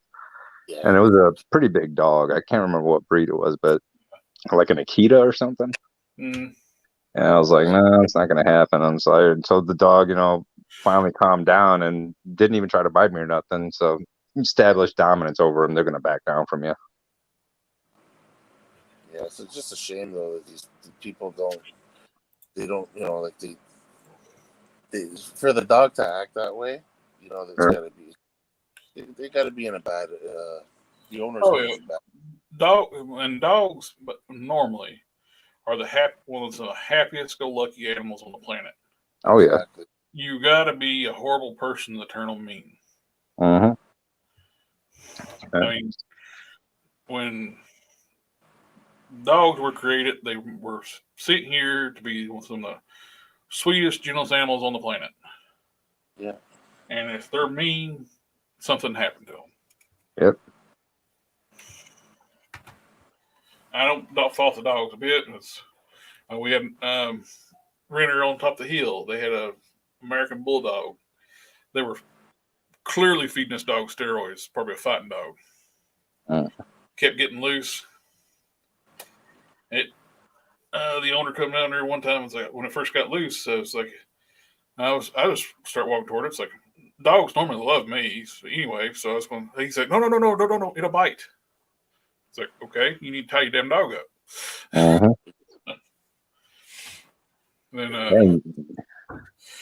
Then just every time afterwards, he's like he never said. He said, trying to say it's a good dog. It's like you told me it will attack before, and now you're saying it won't. Okay, it tried to attack everybody on the hillside. There was a little old lady walking up. She had to come into our house to get away from it one time. I was getting ready for work. It tried to attack me several times. I always stood my ground. It ran away. But tried to attack this little old lady walking her little Dotson dog. I said, that's enough. And if it's still in the yard when I get out there, it'll be there until he comes retrieves what's left. He got it before I got out of the shower. Well, you got almost all them head sculpts painted up on the hair already. Shoot. Yeah, I got a good chunk of the base hair painted, and I got to do the fine edge work too, but get the good chunk of the hairs painted. Looks like Steven got his paint removed off the figure. Yep. So it took him a while there. He must have been realized just got done removing the paint. Oh yeah, it just popped up. So slowly work it off of that way you don't damage the plastic. Yeah, it's good. Yeah. Which figure was he removing the paint off of? Test figure. I think he's painting up. Wasn't it a test figure? Working on doing red. Red, you always got to do like a base lighter coat. Yeah, white's usually best for reds. Yep. If you want your red to really be vibrant, a white base coat. Yeah. Okay, we've cleared the 3-hour mark. Yes, oh yeah, we did. Shoot, 3 hours 4 minutes. There he is. Hey. You got her straightened out. I did remove paint, but not off the test figure. Okay. What I did was, and I hate having to do this, is is taking the figure apart. Mm-hmm. Let me show you what I did. So I put hot water on it. Yep. And pull out the ball socket, and just did like a deep clean to remove half of the black paint from the figure. So I can get whenever I get some white paint, I can paint over that. Mm-hmm. If you can take it apart enough, the Mr. Hobby white primer would be really good. You can get a nice smooth base coat of white. Then you can go over your red that way. Yeah. When this figure came out, and since the type of arranger I'm trying to custom make is more animal based, Mm-hmm. I pretty much figured that this is the figure I need for that custom. Cool. Yeah, I got quite a bit done in that with different hit. I got start getting the base coat on Leia. I think it's that paint already mixed up is damn near perfect close match. I don't know what I mixed it up for, but it's pretty close to Leia's original skin tones. Yeah, I'm not gonna put it back together not until I'll put another color in there for a little bit. Not until it's fully painted. Until then, it's gonna stay in the Ziploc bag, so I don't lose any pieces. I'm going to do one more coat on Leia, then I'm going to call. I think we'd call it a night. Yes.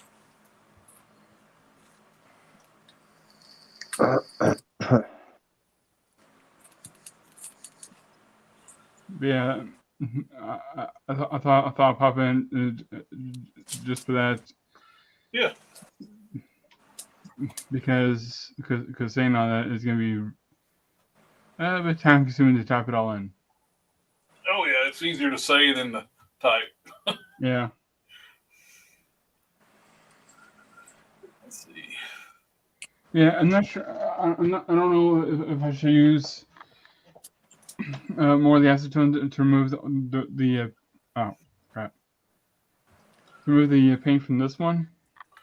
Mm-hmm. Maybe I should just use it as a test model.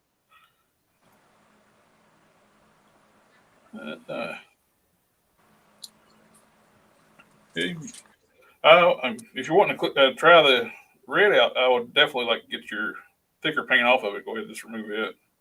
Yeah. Well, the thing is, this is under all this paint. It's already red all over. Okay. So that's not really gonna help. But I've been trying to find the kind of color red. That's this vibrant color.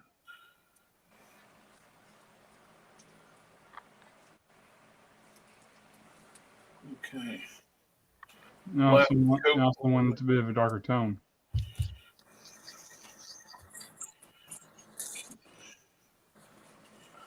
Okay. For tonight, we got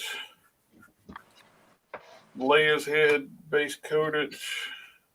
A lot of work on the Hulk heads, base green. Start doing the hairs.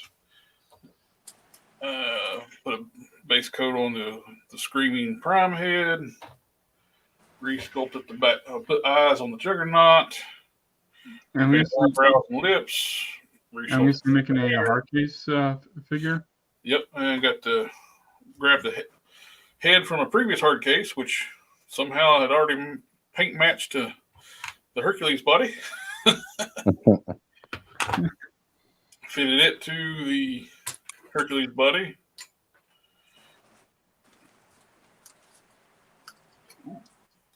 What size magnet did you use for Doctor Strange? Was it a 5mm? Did I take pictures of it on Instagram? I think I did.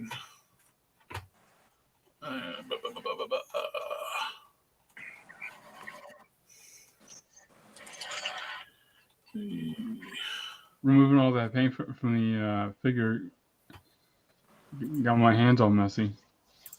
Oh yeah, I usually have to wash up afterwards. Thing is, I usually I was just wear disposable gloves. But the thing right now, I can't find them. Yeah, it looks like it was, man, it was just over a 0.5 millimeter. Yeah, that's this is the magnets I used in the chest, and it's how deep they are, and it's how wide the diameter. Yep. Is it pretty strong? I put 2 in the chest to make them a little stronger, so I drilled it a little deeper.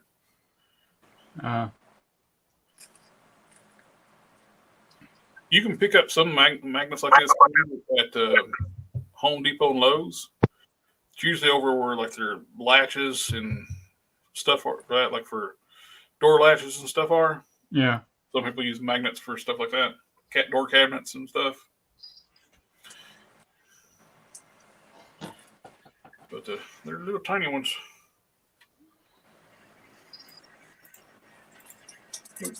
I'm trying to click on the wrong screen. Covered it up real good. You can't even tell her in there. The you matched the paint very well. That was just luck mixing with the testers. That was a French blue Monomaster. Then I get their regular brand acrylics, gloss purple. Then just regular white. Just kept testing it out until I got the right color. It turned out really well. Yeah. Don's Now, going to be making me a soft goods cape for the. So I'm going to have an extra cape. I can just. Heck, I got that magnet on there. I can actually put like a metal rod and stuff like that, make it look like the cape's hovering. there's He was a on last week, right? site. Do what now? Yeah. He was on last week, right? Yeah. Yeah. Okay. There's a site I have saved here. Here it is. First, I'll open another tab. How's the size difference between the Valleverse and the classified stuff? It looks good. Just when you see it next to this one, he's small. Yeah. I'll definitely be getting the classified one too, though. Oh, that's not it. Sarge to me was a cartoon character before he was a wrestler. That's when I first introduced Sergeant Slaughter was G.I. Joe. I didn't watch wrestling until I got in my teens. Yeah, I was reversed. I remember him from wrestling when he turned heel before he became G.I. Joe. Yeah.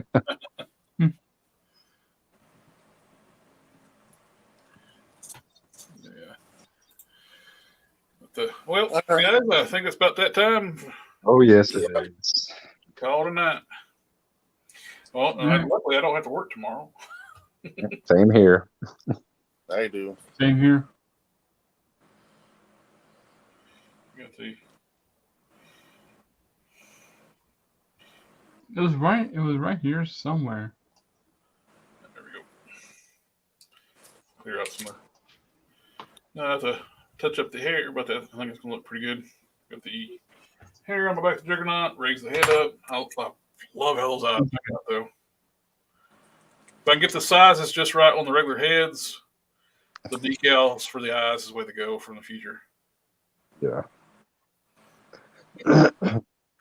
Once you seal that, they're on there for good.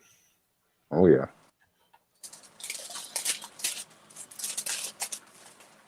That's when they were doing those metallic colors for eyes. I don't know why they was using metallics for eyes for a while. Okay, I found the site. So it's called 112 Props. Mm-hmm. And they have like a number of stuff. Sculpted heads, cloth capes, and the average range is around like $15 to $30. But for the Doctor Strange, it's $20 to $23 Big cape. because not only do they offer the cape, but they also offer a 3D printed Eye of Agamotto and a cloth sash. Cool. I'll put a link in the private chat. Oh yeah, do that so we can see that.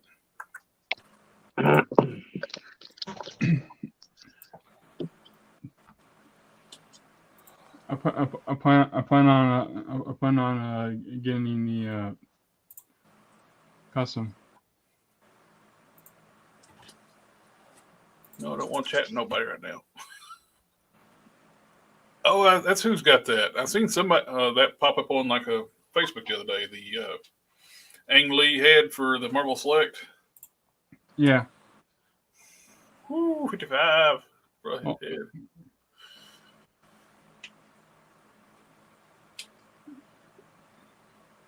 I'll paint mine.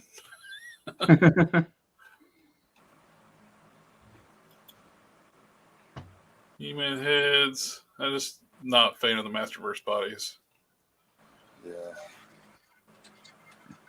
The Tom Cruise head. Yeah.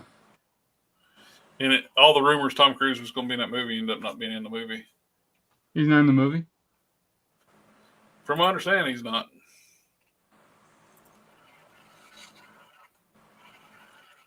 That is a nice looking cape. Yeah. From what the guy showed it on his channel, you can you can pop the torso off the legs, remove the plastic sash, and put it back together, and then you can wrap the fabric sash. Why not? Why would you not pay the extra $3 to get the Agamotto? That's okay.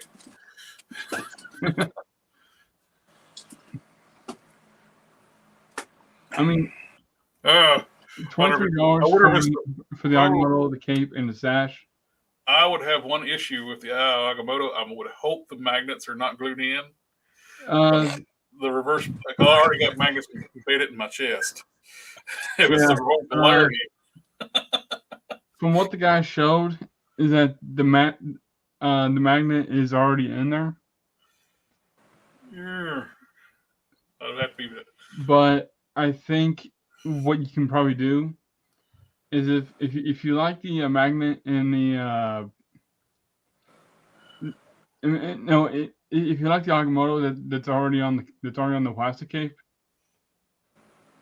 you can probably remove that and use that as your Eye of Agamotto. I could actually do like a push mold and just make a casting of the from the plastic cape. Yeah. Alrighty, Phil. This is I think we're past the 3-hour mark, and I think it's about time. We lost Montello. I thought you might like that. All right, guys. Oh, phone's dying, so I'll see you guys next week, Sunday. Great talk to you, buddy. Take care.